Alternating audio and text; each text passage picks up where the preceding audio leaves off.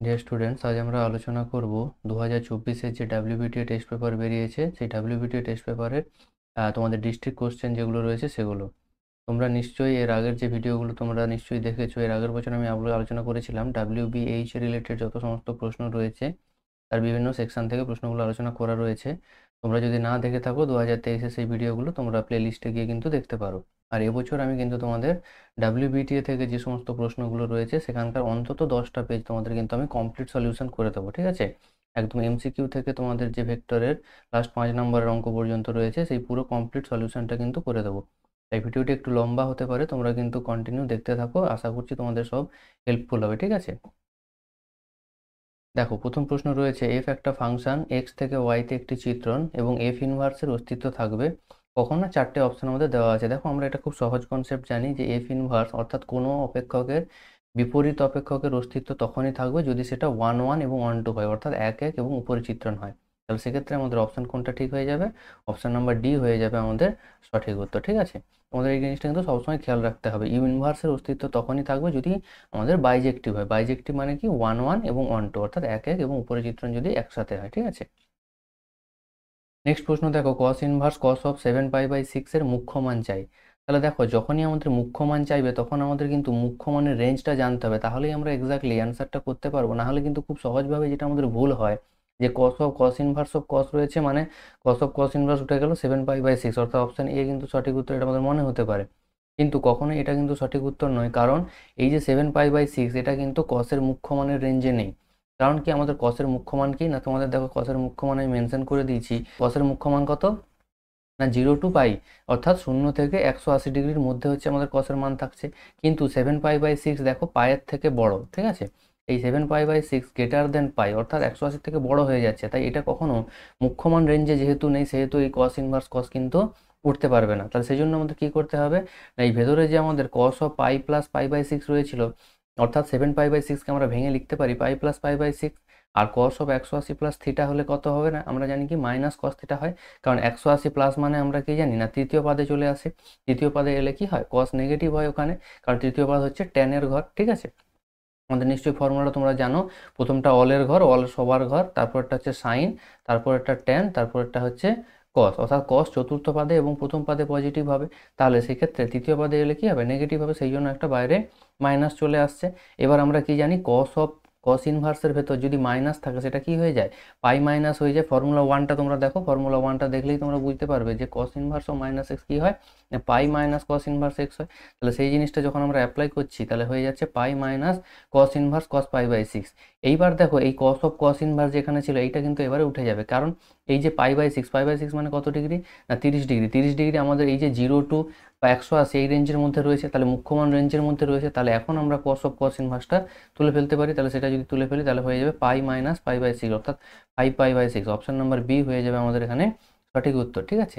তোমাদের কিন্তু এই জিনিসটা খেয়াল রাখতে হবে, নাহলে কিন্তু ইনিশিয়াল স্টেজেই তোমাদের ভুল হতে পারে। কারণ মনেই হতে পারে কস ইনভার্স কস 7 পাই/6 আছে, কস ইনভার্স কস উঠে যাবে, 7 পাই/6 উত্তর হয়ে যাবে। সেটা কিন্তু একেবারেই নয়, কারণ 7 পাই/6 কস ইনভার্সের যে মুখ্য মানের রেঞ্জ 0 থেকে পাই 180 তার রেঞ্জের মধ্যে নেই। ওই রেঞ্জের মধ্যে না থাকলে আমরা কখনোই কস ইনভার্স কস কিন্তু তুলতে পারবো না, ঠিক আছে? এটা তোমাদের খেয়াল রাখতে হবে। নেক্সট অঙ্ক দেখো, এ একটা ম্যাট্রিক্স দেওয়া রয়েছে 2x2 অর্ডারের ম্যাট্রিক্স। আমাদের বের করতে হবে এ মাইনাস এ ট্রান্সপোজটা কেমন ম্যাট্রিক্স হবে, অর্থাৎ প্রতিসম, বিপ্রতিসম, নাকি শূন্যমাক, নাকি একক ম্যাট্রিক্স। সব থেকে সহজ পদ্ধতি হচ্ছে আমাদের যে অল্টারনেট প্রসেসটা বলা হয়েছে সেই অল্টারনেট প্রসেস, কারণ এখানে আমাদের এমসিকিউ সলভ করতে হবে। তাহলে সেক্ষেত্রে আমরা অল্টারনেট প্রসেসটা যদি দেখো তাহলে সহজেই বুঝতে পারবে। দেখো, এ মাইনাস এ ট্রান্সপোজ প্রতিসম বা বিপ্রতিসম, এটা চেক করার জন্য আমাদের কী করতে হবে? না, এ মাইনাস এ ট্রান্সপোজের যদি আমরা হোল ট্রান্সপোজ নেই, যদি দেখি এ মাইনাস এ ট্রান্সপোজ নিজে ঘুরে আসছে তাহলে সেটা প্রতিসম। আর যদি minus of A minus A transpose ঘুরে আসে তাহলে হবে বিপ্রতিসম, ঠিক আছে? এটা হচ্ছে সহজ প্রসেস, ঠিক আছে? তাহলে সেইটা যদি আমরা অ্যাপ্লাই করি তাহলে সহজেই দেখতে পাচ্ছি, দেখো minus of A minus A transpose ঘুরে আসছে, তাহলে এখান থেকে সহজেই বলা যাবে যে এটা আমাদের বি প্রতিসম ম্যাট্রিক্স। কিন্তু যদি কেউ চাও তোমরা নর্মাল ক্যালকুলেশন করতে, তাহলে এ ট্রান্সপোজ প্রথম বের করতে হবে। এ ট্রান্সপোজ কি? রো কলাম ইন্টারচেঞ্জ করলে পেয়ে যাচ্ছি। তারপর এ মাইনাস এ ট্রান্সপোজ, ম্যাট্রিক্সের বিয়োগের যা নিয়ম ছিল সেই বিয়োগের নিয়ম অ্যাপ্লাই করলে তোমরা এ মাইনাস এ ট্রান্সপোজ পেয়ে যাচ্ছ। তারপর তার হোল ট্রান্সপোজ নিয়ে দেখো সেই A minus of A minus A transpose, অর্থাৎ এ ট্রান্সপোজ যা ছিল তার নেগেটিভটাই ঘুরে আসছে। তাহলে তোমরা সেখান থেকেও বলতে পারো বিপ্রতিসম, কিন্তু এমসিকিউ এর জন্য এত বড় প্রসেসে যাওয়ার আমার মনে হয় না কোনো প্রয়োজন আছে। তোমরা এই শর্টকাট প্রসেসটাই কিন্তু অ্যাপ্লাই করবে, ঠিক আছে। আর খেয়াল রাখতে হবে এ প্লাস এ ট্রান্সপোজ যদি আমাদের বের করতে দিত তাহলে সেটা কিন্তু আমাদের প্রতিসম ম্যাট্রিক্স হতো। মাইনাস থাকলে বিপ্রতিসম হবে, প্লাস থাকলে প্রতিসম ম্যাট্রিক্স হবে, ঠিক আছে। নেক্সট দেখো দেওয়া আছে ওয়াই সমান sine inverse X plus sine inverse root over of 1 minus x square. দেখো তাহলে সেটা আমরা বলতে পারি sine inverse root over of 1 minus x square মানেই আমাদের কিন্তু এটা মানেই আমরা বলতে পারি কস ইনভার্স অফ এক্স। তাহলে সেটা যদি হয় তাহলে দ্বিতীয় পার্টটা কস ইনভার্স এক্স হয়ে গেল। আবার আমাদের ফর্মুলা জানা আছে sine inverse X plus cos inverse x কত হয় না π/2 হয়। তাহলে সেটা বসিয়ে দিলে তাহলে ওয়াই সমান চলে আসছে π/2। তাহলে এবার যখন আমরা ফার্স্ট অর্ডার ডেরিভেটিভ করবো π/2 কে একটা কনস্ট্যান্ট অর্থাৎ 90 ডিগ্রি, তাই এই কনস্ট্যান্টের ডেরিভেটিভ করলে 0 আসে, তার মানে আমাদের ডিওয়াই ডিএক্স এর ভ্যালু কত আসবে 0। তার মানে অপশন নাম্বার সি হয়ে যাচ্ছে আমাদের সঠিক উত্তর, ঠিক আছে। নেক্সট অঙ্ক দেখো -a2 plus a x root over of a square minus x square dx দেওয়া আছে। তাহলে এখানে এফএক্স বা ইন্টিগ্র্যান্ড বা সমাকল্য বলতে কি দেওয়া আছে x into root over of a square minus x square. এবার যখনই আমাদের নিয়ম জানা ছিল যে -a2 প্লাস এ এফএক্স ডিএক্স যখন দেওয়া থাকবে তখন সেটা 0 হবে কখন না যদি আমাদের অড ফাংশন হয়। অড ফাংশন বলতে অযুগ্ম অপেক্ষক হয়। আর 2 into 0 to a f x dx হবে যদি যুগ্ম অপেক্ষক হয়। এবার বুঝবো কি করে একটা ফাংশন যুগ্ম না অযুগ্ম, না এফ অফ মাইনাস এক্স যদি এফ এক্স আসে, অর্থাৎ এক্স এর পরিবর্তে যদি মাইনাস এক্স রিপ্লেস করি তাহলে যদি এফ এক্স পুনরায় ঘুরে আসে তাহলে বলবো যুগ্ম অপেক্ষক। আর যদি মাইনাস অফ এফ এক্স আসে, অর্থাৎ এক্স এর পরিবর্তে মাইনাস এক্স বসালে যদি মাইনাসটা বাইরে কমন হিসেবে বেরিয়ে আসে তাহলে বলবো অযুগ্ম অপেক্ষক। আর আমাদের সূত্রই আছে যদি অযুগ্ম অপেক্ষক হয় তাহলে মান কত হবে 0। এক্ষেত্রে দেখো আমাদের এফএক্স বলতে কি কাজ করছে না x into root over square minus x square. তাহলে এক্স এর পরিবর্তে আমরা মাইনাস এক্স রিপ্লেস করাচ্ছি, রিপ্লেস করালে দেখো মাইনাস অফ এফএক্স ঘুরে আসছে, অর্থাৎ যা এফএক্স ছিল তার নেগেটিভটা ঘুরে আসছে। তাহলে বলতেই পারি এফএক্স এখানে কি না অযুগ্ম অপেক্ষক। আমরা একটু আগে জানলাম যে অযুগ্ম অপেক্ষকের ক্ষেত্রে ইন্টিগ্রেশনের ফর্মুলা কি রয়েছে না সেটা 0 হয়। যুগ্ম অপেক্ষক হলে 2 ইন্টু হয়ে যায় আর অযুগ্ম অপেক্ষক হলে 0 হয়ে যায়। তাহলে এক্ষেত্রে আমাদের অ্যান্সার হয়ে যাবে 0, অর্থাৎ অপশন নাম্বার সি। দেখো 6 নম্বর প্রশ্ন দেওয়া আছে 2y = x স্কোয়ার অধিবৃত্তে 2, 2 বিন্দুতে অভিলম্বের প্রবণতা। দেখো আমি কিছুদিন আগেই তোমাদের অভিলম্ব রিলেটেড যা সাজেশন ছিল সাঁতরা র্যাপিড টেস্টে সেটা কিন্তু আলোচনা করতে গিয়ে এই অভিলম্ব এবং স্পর্শক সংক্রান্ত ডিটেলস আলোচনা করেছিলাম। তোমরা যারা এখনো সেই ভিডিওটা দেখোনি তোমরা কিন্তু আমি কিন্তু লিঙ্কটা তোমাদের দিয়ে দিচ্ছি বা আই বটনে তোমরা কিন্তু দেখে নিতে পারো। সেখান থেকে পুরো ভিডিওটা দেখলে তোমাদের সাঁতরাতে যে সমস্ত সাজেশন ছিল সেগুলো সম্পর্কে জানা হবে, প্লাস স্পর্শক অভিলম্ব সংক্রান্ত যে সমস্ত খুঁটিনাটি আমাদের কনসেপ্ট রয়েছে সেটাও কিন্তু তোমাদের ক্লিয়ার হয়ে যাবে, ঠিক আছে। তোমরা সেটা দেখতে পারো, ঠিক আছে। দেখো আমরা সেখানে অলরেডি আলোচনা করেছিলাম যে স্পর্শকের প্রবণতা বলতে কি বোঝায় না ডিওয়াই ডিএক্স, আর অভিলম্বের প্রবণতা বলতে বোঝায় মাইনাস অফ ডিএক্স ডিওয়াই। তাহলে আমাদের এখানে অভিলম্বের প্রবণতা চেয়েছে, তাহলে কি বের করতে হবে মাইনাস অফ ডিএক্স ডিওয়াই, এটা আমাদের বের করতে হবে। তাহলে মাইনাস ডিএক্স ডিওয়াই বের করতে হবে। প্রশ্ন হচ্ছে কোন বিন্দুতে, না আলফা বিটা আমাদের সেখানে বিন্দু ধরে করা হয়েছিল, এখানে আমাদের সেই আলফা বিটার ভ্যালু বলেই দেওয়া আছে 2, 2 বিন্দুতে। তাহলে আমরা 2, 2 বিন্দুতে মাইনাস ডিএক্স ডিওয়াই বের করবো। তাহলে তার জন্য প্রথম আমাদের যে বক্রের সমীকরণ দেওয়া আছে 2y = x স্কোয়ার, তাকে ডেরিভেটিভ করা হচ্ছে। 2y = x স্কোয়ারকে ডেরিভেটিভ করলে 2 dy dx, আর ডান দিকে x স্কোয়ার ডেরিভেটিভ 2x, সেখান থেকে আমরা পাচ্ছি dy dx = x। এবার 2, 2 বিন্দুতে আমাদের প্রথমে স্পর্শকের প্রবণতা বের করছি, কারণ আমরা জানি স্পর্শকের প্রবণতা বের করতে মাইনাস অফ 1 সেটা করলে আমাদের সেটাই অভিলম্বের প্রবণতা চলে আসে, ঠিক আছে। তাহলে স্পর্শকের প্রবণতা দেখো আমাদের 2 আসছে ওই বিন্দুতে, তাহলে অভিলম্বের প্রবণতা কত হবে মাইনাস করে উল্টে দিতে হয়, তাহলে মাইনাস অফ 1/2 হয়ে যাবে অভিলম্বের প্রবণতা, অর্থাৎ অপশন নাম্বার এ হয়ে যাবে সঠিক উত্তর। 7 নম্বর প্রশ্ন দেখো এ একটা ভেক্টর তোমাদের দেওয়া রয়েছে i + 3j - k, R B একটা ভেক্টর 2i + 6j + λk সমান্তরাল হলে ল্যামডা এর মান।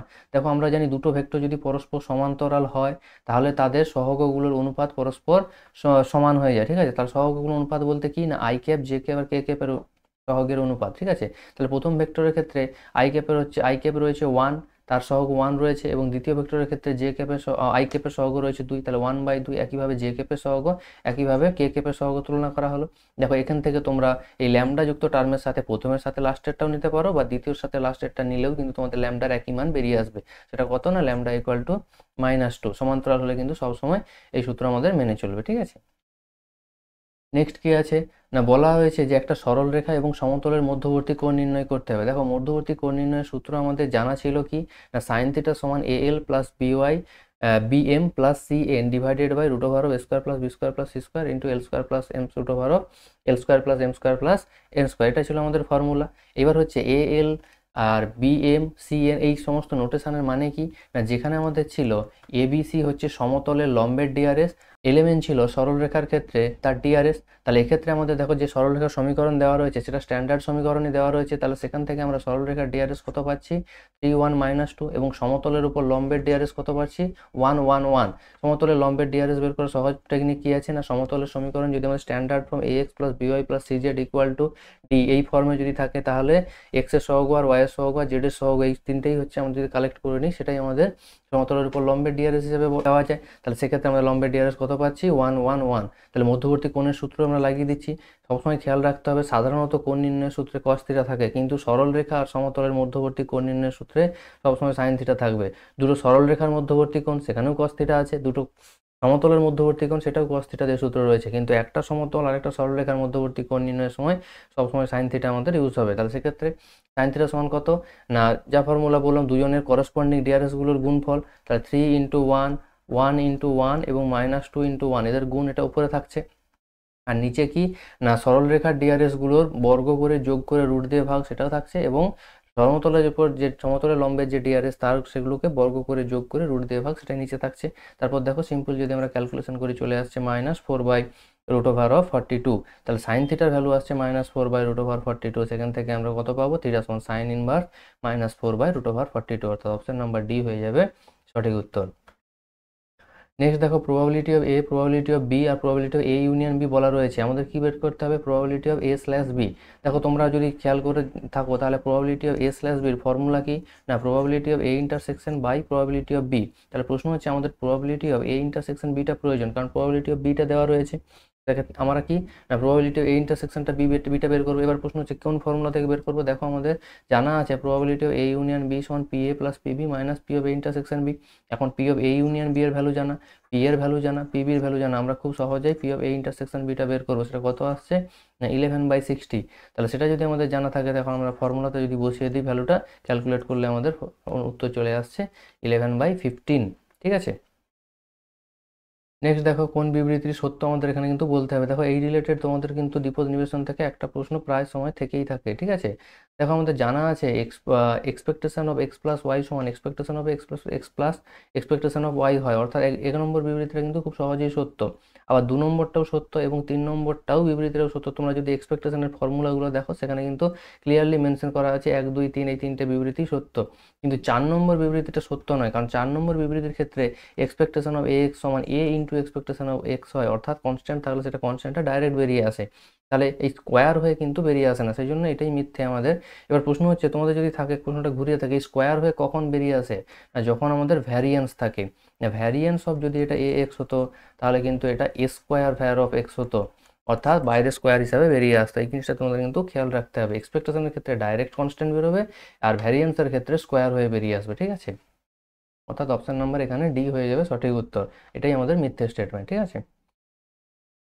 নেক্সট দেখো 2 নম্বরের প্রশ্নগুলো কি বলা রয়েছে। এ একটা সেট রয়েছে যেখানে 1 2 3 তিনটে পদ রয়েছে। আমাদেরকে এই এ সেটের উপর একটা সম্বন্ধ উদাহরণ দিতে হবে যেটা সসম। ঠিক আছে, সসম কখন হবে না, আমরা জানি কোনো সম্বন্ধ আর সেটা এ সেটের উপর সসম হবে যখন a, a বিলংস টু আর হবে সমস্ত a বিলংস টু এর জন্য, অর্থাৎ এ সেটের প্রত্যেকটি পদের জন্য সেই পদ তার নিজের সাথে সম্পর্কযুক্ত হবে, অর্থাৎ a, a রিলেশনে থাকবে। তাহলে এখানে যেহেতু আমাদের এ সেটের মধ্যে তিনটে পদ রয়েছে 1 2 3, তাহলে আমাদের 1 1 2 2 3 3 অবশ্যই রিলেশনে থাকতে হবে সেটাকে সসম হতে গেলে। কখনো যদি কোনো একটা না থাকে দেখা যাবে 1 1 আছে 2 2 আছে কিন্তু 3 3 নেই, তাহলেও কিন্তু সেটা সসম হবে না। সসম হওয়ার জন্য সবসময় খেয়াল রাখতে হবে এই যে টার্মটা বলা রয়েছে যে সমস্ত এ বিলংস টু এর জন্য, অর্থাৎ সমস্ত যতগুলো টার্ম থাকবে সবার জন্যই কিন্তু এটা হোল্ড করতে হবে। তাহলে সেই তিনটে টার্ম অবশ্যই আমাদের থাকতে হবে। এবার আমি কি করেছি না একটা এক্সট্রা পদ আমি এখানে অ্যাড করে দিয়েছি, তোমরা দিতেও পারো বা না দিতেও পারো। তোমরা যদি শুধু r = 1 1 2 2 3 3 রেখে দাও সেক্ষেত্রে সেটাও একটা সসম সম্বন্ধের উদাহরণ হয়ে যাবে, সেক্ষেত্রে কোনো সমস্যা নেই। এবার আমি একটা অ্যাডিশনাল পদ 2 3 অ্যাড করে দিয়েছি, তোমরা চাইলে 1 3 দিতে পারো, 3 2 দিতে পারো, যে কোনো পদ কিন্তু দিতে পারো বা না দিলেও কোনো সমস্যা নেই। ঠিক আছে, তোমরা এক্সাম্পলটা নিজেদের মতো করে সেট করবে, কিন্তু এই প্রথম তিনটে পদ অবশ্যই থাকতে হবে সসম হওয়ার জন্য। ঠিক আছে। নেক্সট দেখো বলা আছে সাইন ইনভার্স x সমান ট্যান ইনভার্স y হলে প্রমাণ করো এটা। দেখো আমাদের ফর্মুলা জানা আছে সাইন ইনভার্স থেকে ট্যান ইনভার্সের কনভার্জন রুল। তাহলে সাইন ইনভার্স এক্স সমান tan inverse x by root over 1 minus x square, এই কনভার্জন রুলটা কিন্তু আমরা ইনভার্স চ্যাপ্টারে পড়ে এসেছি। তাহলে সেইটাই যদি আমরা বাঁ দিকে অ্যাপ্লাই করি তাহলে দেখো দুদিকেই আমাদের কি ট্যান ইনভার্স চলে আসছে। তাহলে আমরা কি করতে পারবো, অনায়াসে দুদিক থেকে ট্যান ইনভার্স ক্যান্সেল আউট করতে পারবো। তাহলে চলে আসছে x by root over 1 minus x square সমান ওয়াই। এরপর আর কিছু নেই। দেখো তোমাদের প্রমাণে কোথাও রুট নেই, তাহলে প্রথম কাজ হবে বর্গ করে দেওয়া, সেটাই করা হয়েছে। প্রথম কাজ বর্গ করে দেওয়া আছে, তারপর সাইড চেঞ্জ করে সিম্পল ক্যালকুলেশন করলে তোমাদের যে প্রমাণটা ছিল সেই প্রমাণটা কিন্তু সহজে চলে আসবে। ঠিক আছে, কেন এই স্টেপ থেকে প্রমাণ করাটা কিন্তু একদম ইজি স্টেপ।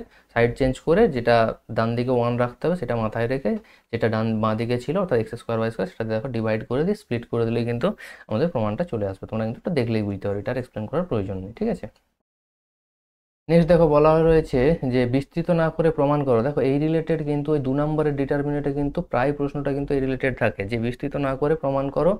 একটা ডিটারমিনেটের ভ্যালু দেওয়া থাকে, সেটা 0 আমাদের প্রমাণ করতে হবে। অ্যাকচুয়ালি যে ডিটারমিনেটটা দেওয়া থাকে সেটা হচ্ছে একটা বিপ্রতিসম ম্যাট্রিক্সের ডিটারমিনেট, সেই জন্যই তার ডেল্টার মানটা অর্থাৎ ডিটারমিনেটের মান নির্ণায়কের মান 0 হয়ে যায়। এবার প্রশ্ন হচ্ছে দেখো আমাদের এইটার সিম্পল টেকনিক আছে, আমাদের ধরে নিতে হয় যে ডিটারমিনেটটাকে 0 প্রমাণ করতে হবে, সেটা সমান ডেল্টা। ঠিক আছে, তাহলে সেটা সমান ডেল্টা ধরে নিলাম।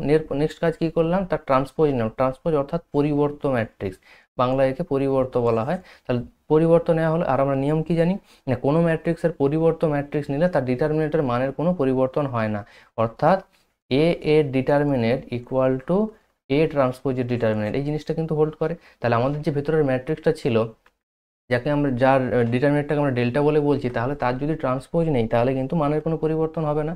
সেই জন্যই উপরের লাইন থেকে তাকে ট্রান্সপোজ নেওয়া হলো। ট্রান্সপোজ নেওয়া মানে কি, বা পরিবর্তন ম্যাট্রিক্স নেওয়া মানে কি, রো কলামগুলোকে ইন্টারচেঞ্জ করে লিখে দেওয়া হলো। এরপরের কাজ কি হলো না, ফার্স্ট রো থেকে একটা মাইনাস কমন, সেকেন্ড রো থেকে একটা মাইনাস কমন, থার্ড রো থেকে একটা মাইনাস কমন, অর্থাৎ 3টা মাইনাস কমন নেওয়া হয়েছে, তাই -1 হোল কিউব বাইরে হয়ে গেছে। আর যখনই মাইনাস কমন নিচ্ছি তাহলে দেখো সেই অনুযায়ী পদগুলো পরিবর্তন হয়ে গেছে। এবার দেখো যেই যে পদগুলো পরিবর্তন হয়ে চলে এসছে, তাহলে সেই যে পুরো ডিটারমিনেটটা এসে সেটাই আমাদের কি না, সেটাই আমাদের ডেল্টা, এটাকেই আমরা ডেল্টা ধরেছিলাম। আর বাইরে রয়েছে কি না -1 হোল কিউব, আর আমরা জানি -1কে 3 বার গুণ করলে মাইনাস থেকে যায়, তার মানে চলে আসছে মাইনাস ডেল্টা। তার মানে আমরা ডেল্টা থেকে শুরু করেছিলাম, পাচ্ছে কি মাইনাস ডেল্টা। তার মানে এই ডেল্টাটাকে যদি আমরা বাঁ দিকে নিয়ে আসি তাহলে বলতে পারবো 2 ডেল্টা সমান 0। তাহলে 2 ডেল্টা যদি 0 হয়, 2 দিয়ে ডিভাইড করলে আমরা বলতে পারবো ডেল্টা সমান 0। এবার দেখো ডেল্টা কাকে ধরেছিলাম না, যাকে আমাদের 0 প্রমাণ করতে হবে তাকে ডেল্টা ধরেছিলাম, আর তাকেই আমরা কি করলাম, সহজেই প্রমাণ দেখিয়ে দিতে পারলাম, সেটার মানে 0 চলে আসছে। ঠিক আছে, এটাই হচ্ছে আমাদের এরকম টাইপের যত অঙ্ক আছে সবগুলো কিন্তু এইভাবে কিন্তু আমরা সহজেই প্রুভ করতে পারবো। ঠিক আছে, এই টাইপের অঙ্ক কিন্তু আমাদের একটু ভালো করে প্র্যাকটিস করে রাখতে হবে 2 নম্বরের জন্য। ঠিক আছে, নেক্সট দেখো এ একটা ম্যাট্রিক্স দেওয়া রয়েছে, তাহলে এ ইন্টু অ্যাডজয়েন্ট অফ এ দরকার। এর ক্ষেত্রে একটা শর্টকাট ফর্মুলা রয়েছে, আবার এর তোমরা চাইলে কিন্তু নর্মাল অ্যাডজয়েন্ট বের করে গুণ করেও করতে পারো। আমি সেটাও দেখিয়ে দিয়েছি যে নর্মাল অ্যাডজয়েন্ট বের করে গুণ করে আর শর্টকাট করেও কীভাবে করা যায়। যেহেতু 2 নম্বর আছে তোমরা কিন্তু এক্ষেত্রে বের করে দেখে দিলেই বেশি বেটার। এবার যদি তোমাদের কখনো শর্ট কোশ্চেনে থাকে বা এমসিকিউতে থাকে, তাহলে সেক্ষেত্রে তোমরা কিন্তু শর্টকাট টেকনিকটাই অ্যাপ্লাই করবে। তাহলে অ্যাডজয়েন্ট অফ এ বের করার সহজ নিয়ম কি না, 2x2 অর্ডারের ম্যাট্রিক্সের ক্ষেত্রে অ্যাডজয়েন্ট বের করার সহজ নিয়ম হচ্ছে প্রিন্সিপাল ডায়াগোনাল, অর্থাৎ মুখ্য কর্ণ বরাবর পদগুলি ইন্টারচেঞ্জ করবে। দেখো মুখ্য পদ বরাবর পদগুলি কী ছিল, 1 -5 ছিল, সেটা ইন্টারচেঞ্জ করে -5 1 হয়ে গেছে। নেক্সট কাজ কি না, অফ ডায়াগোনাল অর্থাৎ গৌণ কর্ণ বরাবর যে পদগুলো রয়েছে সেইগুলোতে একটা করে নেগেটিভ বসিয়ে দিতে হবে। ঠিক আছে, যা থাকবে তার নেগেটিভ, 2 থাকলে -2, 3 থাকলে -3, -3 থাকলে শুধু 3, শুধু -2 থাকলে +2। ঠিক আছে, যা থাকবে তার অপোজিট সাইনযুক্ত পদটা কিন্তু আমাদের বসিয়ে দিতে হবে। তাহলেই কিন্তু 2x2 অর্ডারের যে কোনো ম্যাট্রিক্সের ক্ষেত্রে আমরা তার অ্যাডজয়েন্ট বের করে ফেলতে পারবো। এটা শুধুমাত্র 2x2 অর্ডারের ক্ষেত্রে ম্যাট্রিক্সের ক্ষেত্রে প্রযোজ্য। তাহলে নিয়মটা কি না, মুখ্য কর্ণ বরাবর পদগুলিকে ইন্টারচেঞ্জ করব এবং গৌণ কর্ণ বরাবর পদগুলিকে একটা করে মাইনাস সামনে বসিয়ে দেবো। ঠিক আছে, তাহলে আমাদের অ্যাডজয়েন্ট অফ এ পেয়ে গেলাম। এবার আমাদের যা বলেছে এ ইন্টু অ্যাডজয়েন্ট অফ এ বের করতে হবে। তাহলে ম্যাট্রিক্স গুণের যা নিয়ম সেই গুণের নিয়ম তোমরা অ্যাপ্লাই করো, দেখবে চলে আসবে -11 0 এবং 0 -11।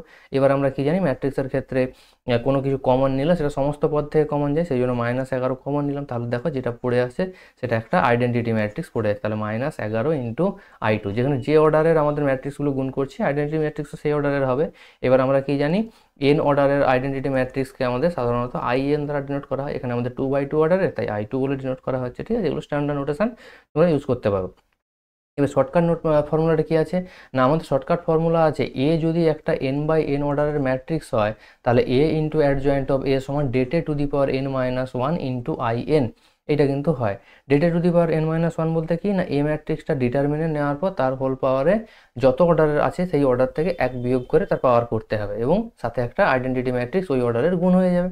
এবার প্রশ্ন হচ্ছে আমাদের, দেখো এই ম্যাট্রিক্সটা যেটা দেওয়া রয়েছে তার ডিটারমিনেট করলে কত হবে না, ডিটারমিনেট করলে সহজেই বের করা যায় 1 ইন্টু -5 মাইনাস 3 ইন্টু 2, এটা হচ্ছে তার ডিটারমিনেটের ভ্যালু, তার মানে -5 -6 আর -11। তাহলে বাইরে চলে আসছে কি -11 whole to the power n-1, এখানে n বলতে কত না 2 অর্ডারে, তার 2 - 1 ইন্টু n বলতে এখানে কত 2, তাহলে i2, তাহলে -11 whole to the power 2 - 1 i2, তাহলে -11 হোল টু দি পাওয়ার 2 - 1 মানে 1 ইন্টু i2, তাহলে -11 পাওয়ারে 1 মানে একবার গুণ, তার মানে -11 থেকে যাবে, তাহলে -11 i2। দেখো এটা আমাদের নর্মাল গুণ করেও তাই এসছে, আবার শর্টকাটে কিন্তু অনেক সহজেই কিন্তু জিনিসটাকে বের করে দেওয়া গেল। ঠিক আছে, শর্টকাটটা তোমরা মনে রাখবে এমসিকিউ সলভ করার জন্য। 2 নম্বর থাকলে কিন্তু যেহেতু 2/2 রয়েছে তোমরা কিন্তু করে দেখিয়ে দেবে। ঠিক আছে, নেক্সট দেখো প্রশ্ন রয়েছে, রুলের উপপাদ্যের সাহায্যে f(x3 - 3x) অপেক্ষকটির -√3,0 বিস্তারে c এর মান নির্ণয় করো। দেখো রুলের উপপাদ্যে তিনটে শর্ত কি ছিল না, closed interval a to b এর মধ্যে সন্তত হতে হবে, open interval a to b এর মধ্যে অবকলনযোগ্য হতে হবে, এবং fb সমান যদি f এ হয় তাহলে ওই ওপেন ইন্টারভ্যাল a b এর মধ্যে এমন একটা পয়েন্ট c পাবো যার জন্য f'(c)টা 0 হবে। তাহলে আমাদের যেহেতু বলে দিয়েছে রুলের উপপাদ্য প্রযোজ্য হলে হবে এবং আমাদের সি এর মান বের করতে হবে, তাহলে আমরা ডাইরেক্ট বলতে পারি f'(c) = 0 করবো। তাহলে f'(c) = 0 করলে কত পাচ্ছি না, আমাদের f'(x) এর প্রয়োজন। f(x) আমাদের দেওয়া ছিল x³ - 3x, তাহলে f'(x) করলে কত হবে 3x² - 3, তাহলে f'(c) কত হবে 3c² - 3। এটা 0 করলে এখান থেকে c এর কিন্তু দুটো মান পাচ্ছি, +1 আর -1। এবার প্রশ্ন হচ্ছে আমাদের বিস্তারটা দেওয়া রয়েছে -√3,0, এই বিস্তারে কিন্তু আমরা আলোচনা করছি, অর্থাৎ নেগেটিভ ঋণাত্মক বিস্তারে আলোচনা করছি। তার ঋণাত্মক বিস্তারের ক্ষেত্রে +1 কখনোই এই বিস্তারের মধ্যে আসতে পারবে না। আর আমরা দেখছি কি -1টা -√3,0 ওপেন ইন্টারভ্যালের মধ্যে অবস্থান করছে, কারণ -√3 এর ভ্যালু কত -1.732, আর -1টা -1.732 থেকে বড়, তাহলে সেই কারণে কি ওর ডান দিকে থাকবে, তার মানে 0 থেকে ছোট এবং -√3 এর মাঝামাঝি থাকবে। সেক্ষেত্রে আমরা বলতে পারি সি এর আমরা এমন একটা ভ্যালু পাচ্ছি যেটা ওই রেঞ্জের মধ্যে রয়েছে।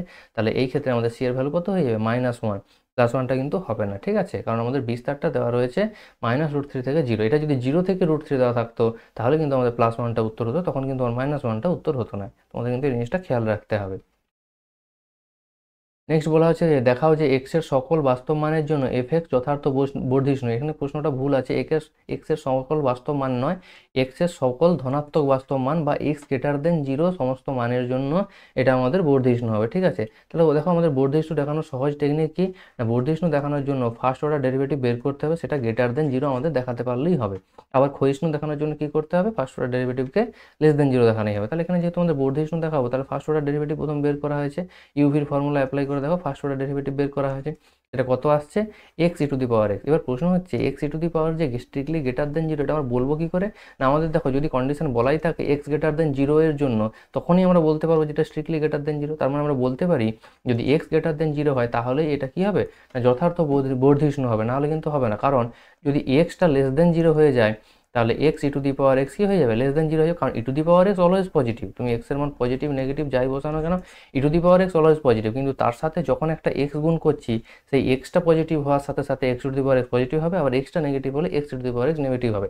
e⁻x কিন্তু অলওয়েজ পজিটিভ থাকবে। ঠিক আছে, তাহলে আমরা বলতে পারি যে যথার্থ বর্ধিষ্ণু তখনই হবে যদি x টা >0 হয়, কারণ x টা যদি <0 হয়ে যায় এটা যথার্থ ক্ষয়িষ্ণু হয়ে যাবে। ঠিক আছে, এটা কিন্তু প্রমাণটা একটু ভুল আছে। তোমাদের যাদের কাছে সাঁতরা টেক্সট বুকটা রয়েছে তোমরা কিন্তু টেক্সট বুকে কিন্তু অঙ্কটা পেয়ে যাবে, তোমরা কিন্তু দেখে নিতে পারো। ঠিক আছে, কনফার্ম করে নিতে পারো।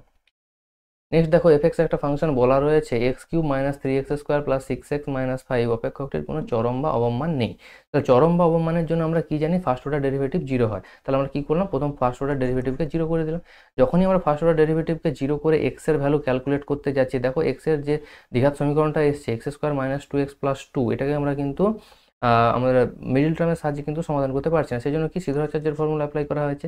কিন্তু শ্রীধরাচার্যের ফর্মুলা অ্যাপ্লাই করতে গিয়ে দেখা গেল না যে ভ্যালুটা বেরিয়ে আসছে 1 + i 1 - i, অর্থাৎ কমপ্লেক্স ভ্যালু আসছে, অর্থাৎ জটিল সংখ্যা আসছে। আর আমরা জানি কি তার মানে বাস্তব নাম্বারের মধ্যে কোনো সলিউশন পাচ্ছি না, অর্থাৎ x এর এমন কোনো বাস্তব মান পাচ্ছি না যার জন্য ফার্স্ট অর্ডার ডেরিভেটিভ আমাদের 0 হবে। আর আমরা কি জানি চরম বা অবমানের জন্য ফার্স্ট অর্ডার ডেরিভেটিভটা 0 হওয়া জরুরি। তাহলে সেই ফার্স্ট অর্ডার ডেরিভেটিভ যেহেতু 0 হচ্ছে না কোনো বাস্তব মানের জন্য, তাহলে আমরা বলতে পারি x এর কোনো বাস্তব মানের জন্য এফএক্সের কোনো চরম বা অবমানের অস্তিত্ব থাকছে না, ঠিক আছে। নেক্সট দেখো বলা আছে x to the power 1/3 sine of x to the power 4/3 minus 8 into dx.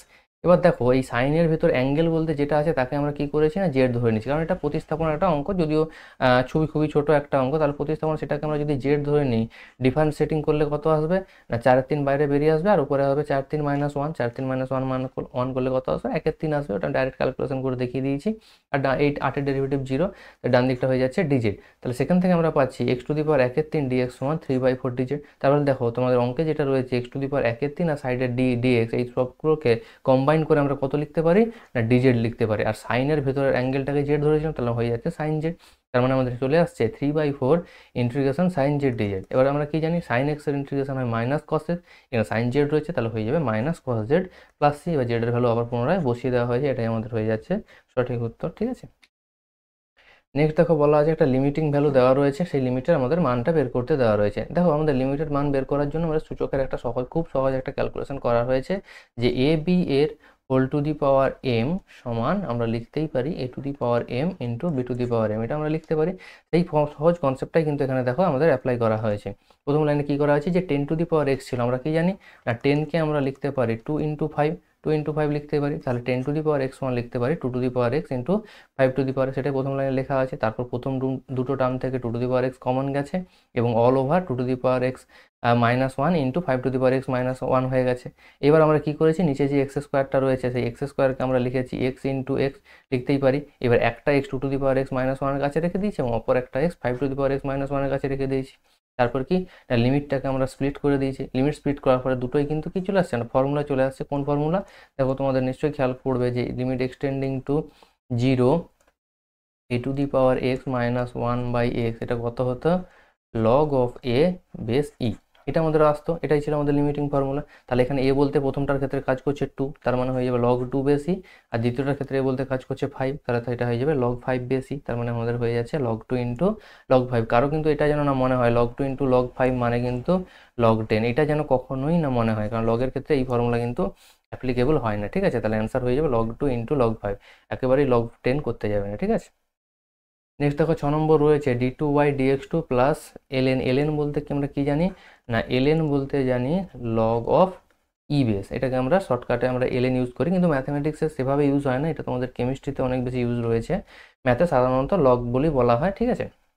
তাহলে ln dy dx সমান y, এটা বলা রয়েছে। এবারে বলা আমাদের চেয়েছে কিনা অবকলন সমীকরণটি ক্রম ও মাত্রা অর্থাৎ অর্ডার আর হচ্ছে ডিগ্রিটা আমাদের নির্ণয় করতে বলেছে। দেখো অবকলন সমীকরণের অর্ডার বা ক্রম বা মাত্রা নির্ণয় করার জন্য খুব সহজ কি ক্রম নির্ণয় করার টেকনিক কি না সব থেকে হাইয়েস্ট অর্ডার যে ডেরিভেটিভরা রয়েছে সেটারটাই হচ্ছে আমাদের ক্রম। এখানে হাইয়েস্ট অর্ডার ডেরিভেটিভ কী রয়েছে না ডবল অর্ডার d2y dx2, অর্থাৎ ডবল অর্ডার ডেরিভেটিভ রয়েছে, তাহলে এটাই আমাদের হচ্ছে হাইয়েস্ট অর্ডার ডেরিভেটিভ।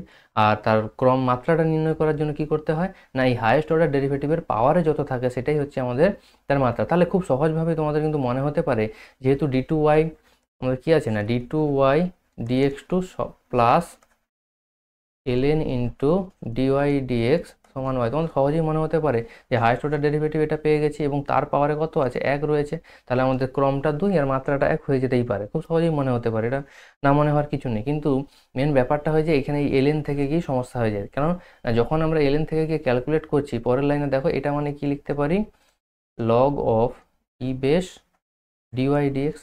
তাহলে লগের ডেফিনেশন লাগালে ডান দিকে বাঁ দিকে যেটা রয়েছে সেটা ই এর পাওয়ারে চলে যাবে, তাহলে চলে আসবে dy dx one a to the power y minus d2y dx2। এইবার দেখো ই এর এক্সপানশান অর্থাৎ বিস্তারটা কীরকম হয় না ই টু দি পাওয়ার এক্স যদি থাকে তার বিস্তারটা হয় এরকম, অর্থাৎ আস্তে আস্তে কিন্তু দেখো এই পাওয়ারটা বাড়তে থাকে। প্রথমে স্কোয়ার 1 ছিল, তারপর স্কোয়ার হলো, তারপর 3 হলো, এর পরের টার্মে আসবে x to the power 4/4 factorial and so এভাবে বাড়তে থাকবে। তাহলে এখন ই এর পাওয়ারে কত আছে না d2y dx2টা কিন্তু ই এর পাওয়ারে আছে, তার মানে এক্সের মতো করে কাজ করে। তাহলে এখানে দেখো এক্সের পাওয়ার ক্রমশ কিন্তু বাড়তে আছে, একবার 3 একবার 4 এবং এইভাবে কিন্তু অসীম পর্যন্ত চলতে থাকবে। তার মানে d2y dx2 পাওয়ার কিন্তু ক্রমশ বাড়তে থাকবে এবং কোথায় শেষ হবে তার কোনো ঠিকানা নেই বা আমরা সঠিকভাবে বলতে পারবো না। সেই জন্য আমরা বলতে পারি যে এর মাত্রাটা অনির্ণয়, কিন্তু ক্রমটা আমরা সহজেই বলতে পারবো, কারণ ডবল অর্ডার ডেরিভেটিভের বেশি ডেরিভেটিভটা কখনোই বাড়তে পারবে না, কারণ পাওয়ারটা বাড়তে আছে কিন্তু ডেরিভেটিভটা তো আর বাড়বে না, ডেরিভেটিভটা d2y dx2 থেকে যাবে। সেই জন্য ক্রমটা 2 হয়ে গেল, মাত্রাটা আমরা নির্ণয় করতে পারবো না, মাত্রাটা অনির্ণয় হবে, ঠিক আছে। কোশ্চেনটা কিন্তু ট্রিকি, ইনিশিয়াল দেখে কিন্তু তোমাদের মাত্রাটা ভুল হতেই পারে, ঠিক আছে। নেক্সট দেখো দেওয়া রয়েছে একটি সরল রেখা এক্স ওয়াই জেড অক্ষের সাথে যথাক্রমে আলফা বিটা গামা কোণ উৎপন্ন করলে আমাদের প্রমাণ করতে হবে cos two alpha cos two beta cos two gamma সমান -1, এটা আমাদের প্রুফ করতে হবে। দেখো আমাদের খুব সহজ কনসেপ্ট ছিল দিক কোসাইনের, যে কোনো সরল রেখা যদি তিনটি অক্ষের সাথে যথাক্রমে আলফা বিটা গামা কোণ উৎপন্ন করে তাহলে কস আলফা কস বিটা কস গামাকে তার কি বলা হয়, তার দিক কোসাইন বলা হয়। এবার আমরা কি জানি না, কোনো দিক কোসাইন জানা থাকলে তার সহজ কনসেপ্টকে দিক কোসাইনগুলির বর্গের সমষ্টি সহজেই এক হয়, তাহলে সেই ফর্মুলাটা আমরা অ্যাপ্লাই করতে পারি। দিক কোসাইনগুলির বর্গের সমষ্টি আমরা এক করে দিলাম। এবার কি করেছি, উভয় পক্ষে 2 দিয়ে গুণ করে দিয়েছি। যখনই 2 দিয়ে গুণ করছি 2 cos স্কয়ার আলফার ফর্মুলা কি 1 + cos 2, মানে আমাদের একটা ফর্মুলা ছিল cos 2 থিটা সমান 2 cos স্কয়ার থিটা -1। এই ফর্মুলাটাকে যদি আমরা অ্যাপ্লাই করি, -1টার বাঁ দিকে গেলে কি হবে, 2 cos স্কয়ার থিটা সমান 1 + cos 2 থিটা। সেই জিনিসটাই কিন্তু এখানে 3 বার অ্যাপ্লাই করা হয়েছে, এবার আলফা, এবার বিটা, এবার গামার জন্য। তারপর অ্যাপ্লাই করার পর দেখো 3টে একের জন্য 3 আসছে, সেই 3টাকে ডান দিকে পাঠালে কত আসছে 2 - 3, 2 - 3 মানে -1, তো আমাদের যেটা প্রুফ ছিল সেটা কিন্তু সহজেই চলে আসছে। ঠিক আছে, নেক্সট দেখো বলেছে এক্স অক্ষের ভেক্টর সমীকরণ নির্ণয় করো। দেখো আমাদের যে কোনো ভেক্টর সমীকরণের সাধারণ আকারটা কি না, R vector equal to A plus lambda B. অর্থাৎ এই এ ভেক্টরটা কি না, যে ভেক্টর যার ভেক্টর সমীকরণ বের করছি সেটা যে বিন্দুগামী তার অবস্থান ভেক্টর, এবং এই বি ভেক্টরটা কি না, যার সমীকরণ বের করছি সেটা যার সমান্তরাল। অর্থাৎ ধরো আমাদের এই ভেক্টরটার সমীকরণ বের করতে হবে, তাহলে এই ভেক্টরটা যার সমান্তরাল সেটা হচ্ছে আমাদের বি ভেক্টর, আর যে বিন্দুগামী এই বিন্দুটার অবস্থান ভেক্টর হচ্ছে এ ভেক্টর। তবেই আমরা এই যে সব ভেক্টরটা তার সমীকরণ বের করতে পারবো, সেটা কি হবে, R vector equal to A plus lambda B, এটা হবে তার সমীকরণ। এবার দেখো আমাদের এক্স অক্ষের সমীকরণ যদি বের করতে হয় তাহলে এর জন্য কি লাগবে না, এক্স অক্ষটা কোন বিন্দুগামী সেটা লাগবে, আর এক্স অক্ষটা কার সমান্তরাল তার সমান্তরালের ভেক্টরটা লাগবে। দেখো এক্স অক্ষের দিক কোসাইন আমরা সহজেই জানি কত না 1 0 0, কারণ এক্স অক্ষের উপর কোনো ওয়াই স্থানাঙ্ক থাকে না এবং জেড স্থানাঙ্ক থাকে না, তার ওর দিক কোসাইন হয়ে যাবে 1 0 0। এবং এক্স অক্ষের ক্ষেত্রে সমান্তরাল ভেক্টর কত হবে না আই ভেক্টর, কারণ আমরা জানি এক্স অক্ষ বরাবর যে ভেক্টরটা থাকে সেটা হচ্ছে কি আই ভেক্টর থাকে, তাহলে ও সমান্তরাল ভেক্টর আমরা আই ভেক্টর বলতে পারি। তাহলে আমাদের বলতেই পারি খুব সহজে এক্স অক্ষ মূলবিন্দুগামী, কারণ এক্স অক্ষ মানে কি, এই যে মূলবিন্দু দিয়েই তো 3টে অক্ষ পাস করেছে, এক্স ওয়াই জেড এই 3টে অক্ষ মূলবিন্দু দিয়ে পাস করেছে, তাহলে আমরা মূলবিন্দুগামী সহজেই বলতে পারি। মূলবিন্দুগামী মানে কি জিরো ভেক্টরটা সহজেই বলতে পারি। তাহলে ওর ক্ষেত্রে এ ভেক্টরটা হয়ে যাচ্ছে জিরো ভেক্টর, এবং যার সমান্তরাল সেটা হয়ে যাচ্ছে আই ভেক্টর। ঠিক আছে, তাহলে সেক্ষেত্রে আমাদের এক্স অক্ষের সমীকরণ কত আসবে, R vector equal to A plus lambda B. A বলতে আমাদের zero vector plus lambda, B vector I vector, তার মানে জিরো প্লাস ল্যামডা আই মানেই ল্যামডা আই থেকে যাচ্ছে, তাহলে R vector equal to lambda I vector, এটাই হয়ে যাবে আমাদের এক্স অক্ষের ভেক্টর সমীকরণ, যেখানে ল্যামডাটা কিনা যে কোনো একটা ধ্রুবকের মান। ঠিক আছে, নেক্সট দেখো একটি ঝোঁকশূন্য ছক্কাকে 6বার নিক্ষেপ করা হলে এই নিক্ষেপে তৃতীয়বার 6 পড়ার সম্ভাবনা নির্ণয় করো। দেখো তৃতীয়বার 6 পড়া মানে যেহেতু ঘটনাটা 6বার ঘটানো হয়েছে, তাই সেক্ষেত্রে আমরা কি দ্বিপদ নিবেশন লাগালে কিন্তু সহজেই ভ্যালুটা বের করতে পারো। তোমরা কিন্তু আলাদা করে স্পেশালি ভাবলেও সেখান থেকে উত্তর বের করতে পারবে, কিন্তু অনেক বেশি বড় হয়ে যাবে, সেই জন্য দ্বিপদ নিবেশন হচ্ছে সব থেকে সহজ হবে। এবার তাহলে আমরা কি করছি না, যেহেতু তৃতীয়বার 6 পড়ার সম্ভাবনা বের করতে হবে, তাহলে 6 পড়ার ঘটনাটাকে আমরা কি বলছি, সাফল্য বলছি, সেই জন্য লেখা হয়েছে পি সমান 6 পড়ার সম্ভাবনা। 6 পড়ার সম্ভাবনা কত না, একটা ছক্কা যদি চালা হয় 6 কতভাবে পড়তে পারে, একরকমই পড়তে পারে, কতবারের মধ্যে না, যে কোনো যে 6টা আউটকাম রয়েছে 1 থেকে 6 পর্যন্ত, তার মধ্যে একটাই 6 রয়েছে, সেই জন্য বলতে পারি 1 এর 6 হয়ে যাবে তার সম্ভাবনা। আবার 6 না পড়া তাকে আমরা অসাফল্য বলি, বা কিউ বলে তাকে ডিনোট করা হয় দ্বিপদ নির্বাচনের ক্ষেত্রে, সেটা কত না 5 এর 6। এবার প্রশ্ন হচ্ছে 6বার নিক্ষেপ করা হলে তার x বার সাফল্যের সম্ভাবনা, কারণ দ্বিপদ নির্বাচনের প্রথম আমাদের বিভাজনটা নির্ণয় করতে হচ্ছে, বিভাজনটা কত না, বিভাজনটা আমরা বলতে পারি যে P of x equal to 6cx p two the power x q two the power 6 - x। তাহলে এক্ষেত্রে আমাদের কার ভ্যালু বসিয়ে দিলাম, পি আর কিউ এর ভ্যালু বসিয়ে দিলাম, তাহলে আমাদের দ্বিপদ নির্বাচনটা হয়ে যাচ্ছে px equal to 6cx 1/6 whole to the power x 5/6 whole to the power 6 - x, অর্থাৎ 6বারের মধ্যে x বার সাফল্য। x বার সাফল্য বলতে কি x বার 6 পড়ার সম্ভাবনা হচ্ছে আমাদের এই ফর্মুলা দ্বারা বেরোবে। এবার আমাদের কি বের করতে হবে না, তৃতীয়বার 6 পড়া, অর্থাৎ ঠিক 3বার 6 পড়ার সম্ভাবনা আমাদের বের করতে হবে। 3বার 6 পড়ার সম্ভাবনা কি হবে না p3, কারণ আমাদের x বার সাফল্য অর্থাৎ x বার 6 পড়ার সম্ভাবনাই সূত্র বের করে রেখেছি। এখন আমাদের সেই এক্সের পরিবর্তে কত লাগবে না 3বার লাগবে, তাহলে এক্সের জায়গায় আমরা 3 বসিয়ে দিচ্ছি। তাহলে দেখো সিম্পল ক্যালকুলেট করলে আমাদের যে ভ্যালুটা আসছে এটা হচ্ছে 2500/6 টু দি পাওয়ার 6। ঠিক আছে, নেক্সট 2 নম্বর প্রমাণটা কি রয়েছে না, variance of ax plus B সমান a square var of x. দেখো এই টাইপের প্রমাণগুলো কিন্তু তোমাদের দ্বিপদ নির্বাচনের ক্ষেত্রে 2 নম্বরের অঙ্কের জন্য খুবই ইম্পর্টেন্ট। এখানে এক্সপেকটেশন রিলেটেড কতগুলো রয়েছে আর ভ্যারিয়েন্স রিলেটেড কতগুলো রয়েছে, তোমাদের কিন্তু সমস্ত প্রমাণগুলো ভালো করে করতে হবে। দেখো এখানে যেটা আছে আমি সেটা তোমাদের এক্সপ্লেন করার চেষ্টা করছি। তার জন্য আমাদের কি না, ভ্যারিয়েন্স অফ এক্স এর ডেফিনেশনটা কিন্তু তোমাদের লাগবে।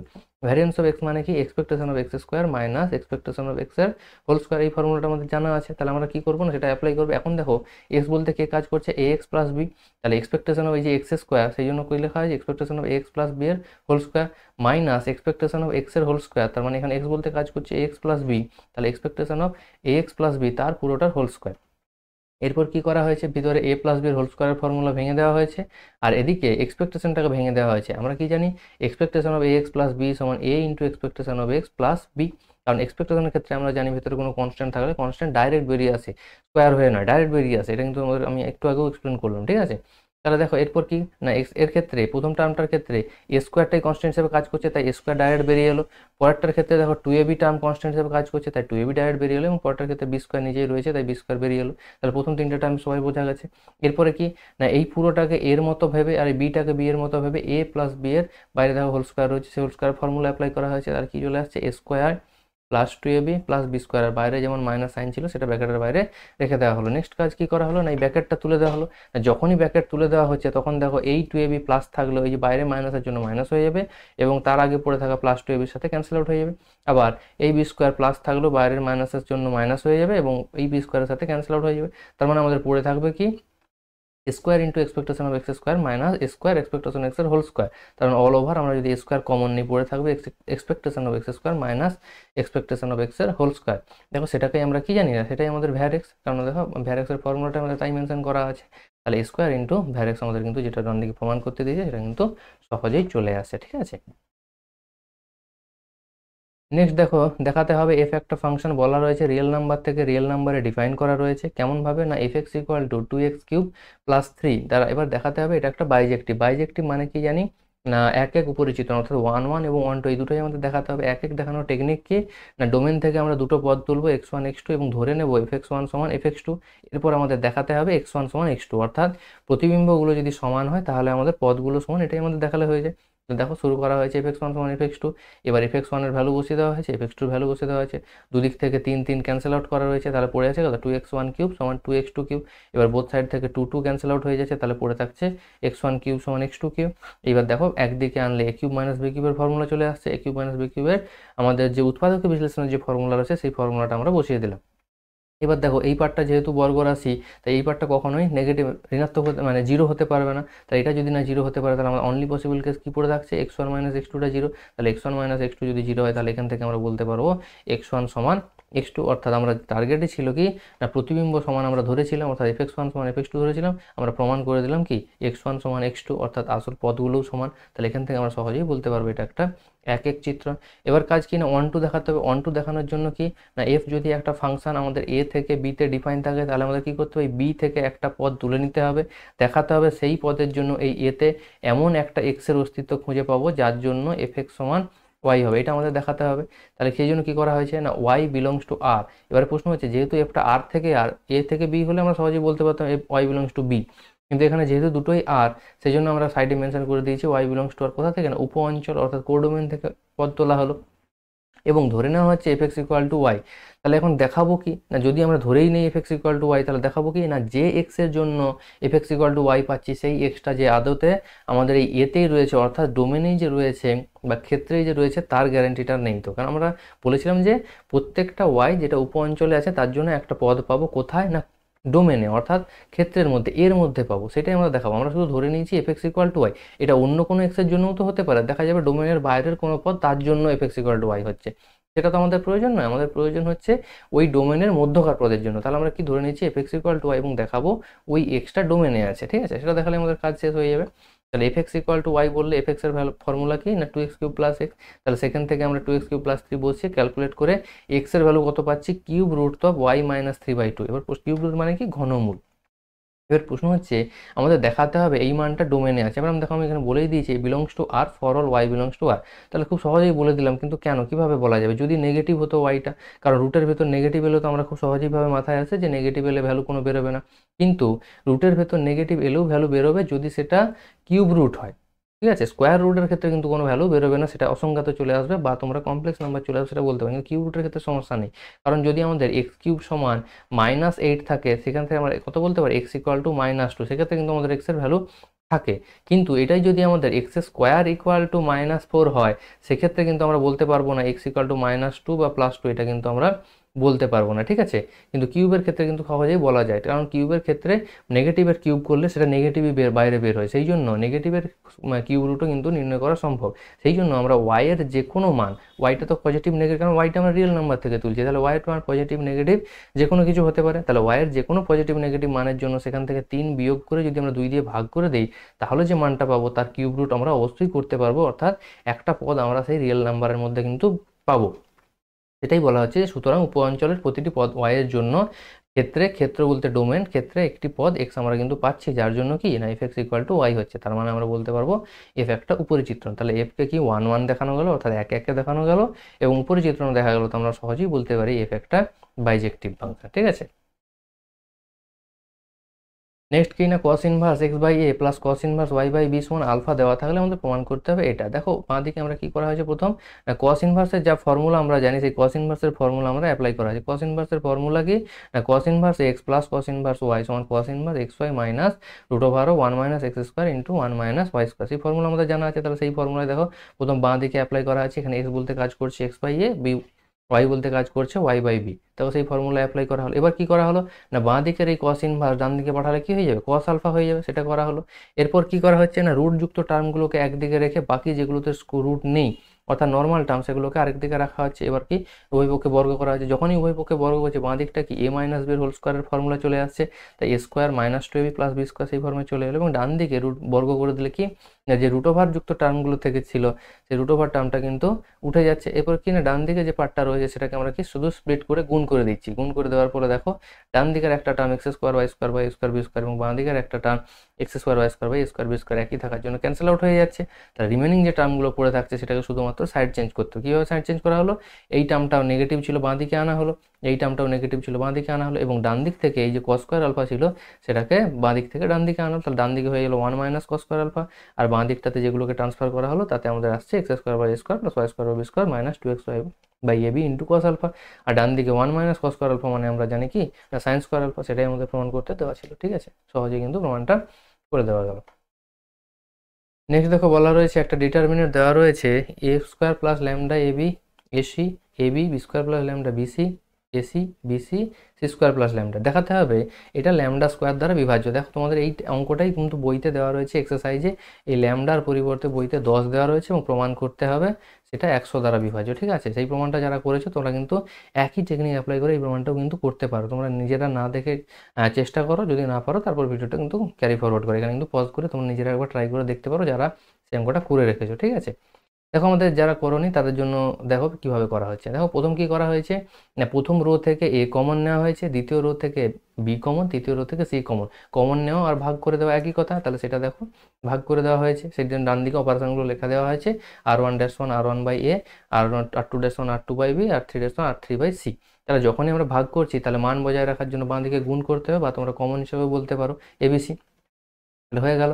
এরপরে কি না এই এ আর এই বি আর এই সি আবার পুনরায় গুণ করা হয়েছে। এবার প্রশ্ন হচ্ছে কোথায় গুণ করবো না, একটু আগে তো কমন নিলাম, আবার যদি গুণ করবো তাহলে কমন নিলাম কেন। দেখো আমরা কমন নেওয়ার সময় কমনটা নিয়েছি রো থেকে, এবার গুণ করার সময় গুণটা করবো কলাম বরাবর। তাহলে এ দিয়ে প্রথম ফার্স্ট কলামকে গুণ হয়ে যাবে, বি দিয়ে সেকেন্ড কলামকে এবং সি দিয়ে থার্ড কলামকে গুণ করবো। তাহলে গুণ করার পর দেখো আমাদের চলে আসছে A square plus lambda A square তারপর একটা B square plus lambda B square C square plus lambda, সেটা চলে আসছে।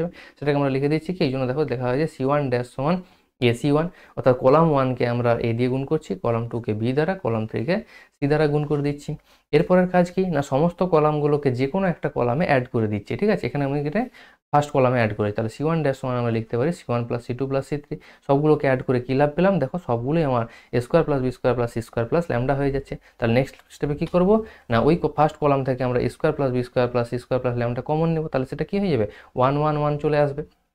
এরপরের কাজ কি না, যে কোনো একটা কলামে রো এর ওয়ানকে আমরা ফিক্সড রাখছি, তাহলে আমি কি করছি না ফার্স্ট রো এর ওয়ানকে ফিক্সড রাখলাম এবং সেই ওয়ানের সাপেক্ষে কি অপারেশন লাগালাম, রো টু থেকেও রো ওয়ানকে বাদ দিলাম, রো থ্রি থেকেও রো ওয়ানকে বাদ দিলাম, তাহলে কি হয়ে গেল, সেক্ষেত্রে আমাদের কি এই পার্টটা 0 0 চলে এলো। তাহলে এইবার কি করছি না ফার্স্ট কলামের রেসপেক্টে যদি আমরা এই যে এই ডিটারমিনেটটা এলো বা নির্ণায়কটা এলো, একে যদি আমরা বিস্তার করি তাহলে চলে আসবে কত, শুধুমাত্র দেখো এই পার্টটা পড়ে থাকবে, ঠিক আছে, কারণ এই ওয়ানের সাপেক্ষে যদি ফার্স্ট কলামের সাপেক্ষে বিস্তার করে এই ওয়ানের জন্য যে ডিটারমিনেটটা সেটাই পড়ে থাকবে, কারণ এই 0 0 জন্য যেটাই আসুক না কেন আলটিমেট 0 সাথে গুণ হয়ে ভ্যালুটা কি হয়ে যাবে, 0 হয়ে যাবে, তার কোনো কন্ট্রিবিউশন থাকছে না। সেই জন্য আমাদের চলে আসে ল্যামডা 0 ইন্টু 0 ল্যামডা, তার মানে এটা এই ডিটারমিনেটটা ভাঙলে কত হবে না ল্যামডা স্কোয়ার হয়ে যাবে। তাহলে আমরা পাচ্ছি lambda square into A square plus B square plus C square plus lambda. তাহলে কোনো জিনিস যদি ল্যামডা স্কোয়ারের গুণিতক হয় তাহলে আমরা সহজেই বলতে পারি সেটা ল্যামডা স্কোয়ার দ্বারা বিভাজ্য হবে, ঠিক আছে। তাহলে আমরা সহজেই প্রমাণ করে দিলাম কি এটা ল্যামডা স্কোয়ার দ্বারা বিভাজ্য। তাহলে ওখানে 10 থাকলে কত, 10 স্কোয়ার কত হতো 100 হতো। তাহলে তোমাদের বইতে যেটা আছে সেটা 100 স্কোয়ার দ্বারা বিভাজ্য, তোমরা কিন্তু একইভাবে প্রমাণ করতে পারো যদি না তোমরা অলরেডি করে থাকো, ঠিক আছে। নেক্সট দেখো বলা আছে আবার একটা ডিটারমিনেন্ট দেওয়া রয়েছে, সেটাকে দেখাতে হবে a plus B plus C এর হোল কিউব। খুব সহজ কাজ একটা আমাদের দেওয়া রয়েছে। তাহলে প্রথম কি অপারেশন লাগানো হলো না, তিনটে রোকে একসাথে যোগ করে দেওয়া হলো, ঠিক আছে। কোথায় না আমি R1 এ করেছি, তোমরা R2 তে করতে পারো বা R3 তেও করতে পারো, কোনো সমস্যা নেই। কিন্তু কাজটা কি করতে হবে, সমস্ত রোগুলোকে একসাথে যোগ করে দিতে হবে। যোগ করে দেওয়া হলো, সেক্ষেত্রে দেখো কি চলে আসছে না ফার্স্ট রোটা আমাদের চলে আসছে a plus B plus c চলে আসছে। তাহলে অল ওভার আমি কি করতে পারি না ফার্স্ট রো থেকে a plus B plus c common নিতে পারি। তাহলে a plus B plus c common নেওয়ার পর সেটা 1 1 1 চলে এলো। এবার আমাদের কাজ কি না আগে যে জিনিসটা অ্যাপ্লাই করেছিলাম একটু আগের অঙ্ক করতে, এখানেও তাই অ্যাপ্লাই করবো। যে কোনো একটা 1 যুক্ত কলামকে আমরা ফিক্সড রাখছি এবং সেই 1 এর সাপেক্ষে বাকিগুলোকে 0 করলাম।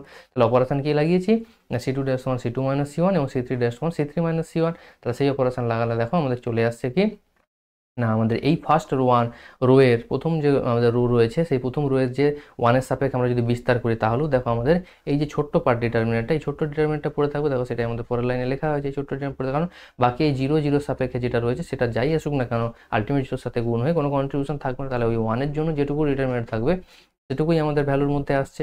এবার কি করা হয়েছে দেখো ডিটারমিনেন্টের গুণ করার টেকনিক কি, কোনাকুনি গুণ হয়, মুখ্য কর্ণ বরাবর গুণ মাইনাস গৌণ কর্ণ বরাবর গুণ। যখনই মুখ্য কর্ণ বরাবর গুণ করছি এই মাইনাসে মাইনাসে কি হয়ে যাচ্ছে প্লাস হয়ে যাচ্ছে। তাহলে চলে আসছে কি A plus B plus C এর হোল স্কোয়ার। তাহলে A plus B plus C already আগে থেকে ছিল আর তার সাথে চলে আসছে তার হোল স্কোয়ার, তার মানে আলটিমেট হয়ে যাচ্ছে এ প্লাস বি প্লাস সি এর হোল কিউব, ঠিক আছে। নেক্সট দেখো এই একটা ম্যাট্রিক্স দেওয়া রয়েছে, তার এ ইনভার্স নির্ণয় করো। দেখো এ ইনভার্সের আমাদের সহজ ফর্মুলা জানা আছে কি না, কোনো ম্যাট্রিক্সের ইনভার্স নির্ণয় করতে গেলে তার A adjoint of A by determinant of A বের করতে হয়। এবার প্রশ্ন হচ্ছে কিভাবে পাবো না, প্রথম আমাদের অ্যাডজয়েন্ট অফ এ বের করতে হবে। অ্যাডজয়েন্ট অফ এ বের করার নিয়ম কি না, প্রত্যেকটা পদের সাপেক্ষে তার যে কোফ্যাক্টর ডিটারমিনেন্ট সেই কোফ্যাক্টর ডিটারমিনেন্টের ভ্যালু বের করতে হবে, তারপর তার হোল ট্রান্সপোজ নিতে হবে। তাহলে প্রথমে 1 এর সাপেক্ষে নেওয়া হয়েছে, 3 এর সাপেক্ষে, আর তারপরে যে 3 রয়েছে সেই 3 এর সাপেক্ষে, এইভাবে নিশ্চয়ই তোমাদের অ্যাডজয়েন্ট বের করার টেকনিক জানা আছে। আমি সেটা কিন্তু ডিটেলসে এক্সপ্লেন করছি না, জাস্ট শর্টে একটু বলে দিলাম যে অ্যাডজয়েন্ট বের করার জন্য প্রত্যেকটা পদের কোফ্যাক্টর ডিটারমিনেন্টটা বের করতে হবে এবং তার হোল ট্রান্সপোজ আমাদের নিয়ে নিতে হবে। তাহলে সেটা বের করলাম, সেটা হোল ট্রান্সপোজ নিলাম। তাহলে আমাদের ট্রান্সপোজ মানে কি পরিবর্তন অর্থাৎ রো কলাম ইন্টারচেঞ্জ করে চলে এলো অ্যাডজয়েন্ট হবে। এবার প্রশ্ন হচ্ছে ডিটারমিনেন্ট অফ এ বের করতে হবে। ডেট অফ এ বের করলাম। ডেট অফ এ বের করার সময় তোমরা যে কোনো রো বা যে কোনো কলামের সাপেক্ষে কিন্তু এক্সপ্যান্ড করে দিতে পারো। আমি ফার্স্ট রো এর সাপেক্ষে কিন্তু এক্সপ্যান্ড করে দিয়েছি, কারণ এখানে এই ডিটারমিনেন্টের ভ্যালু বের করার জন্য রো কলাম অপারেশন লাগিয়ে শুধু শুধু বড় করে কিন্তু কোনো মানে নেই। তোমরা যে কোনো রো বা কলামের সাপেক্ষে যেহেতু পার্টিকুলার ভ্যালু রয়েছে সহজেই কিন্তু বের করা যাবে।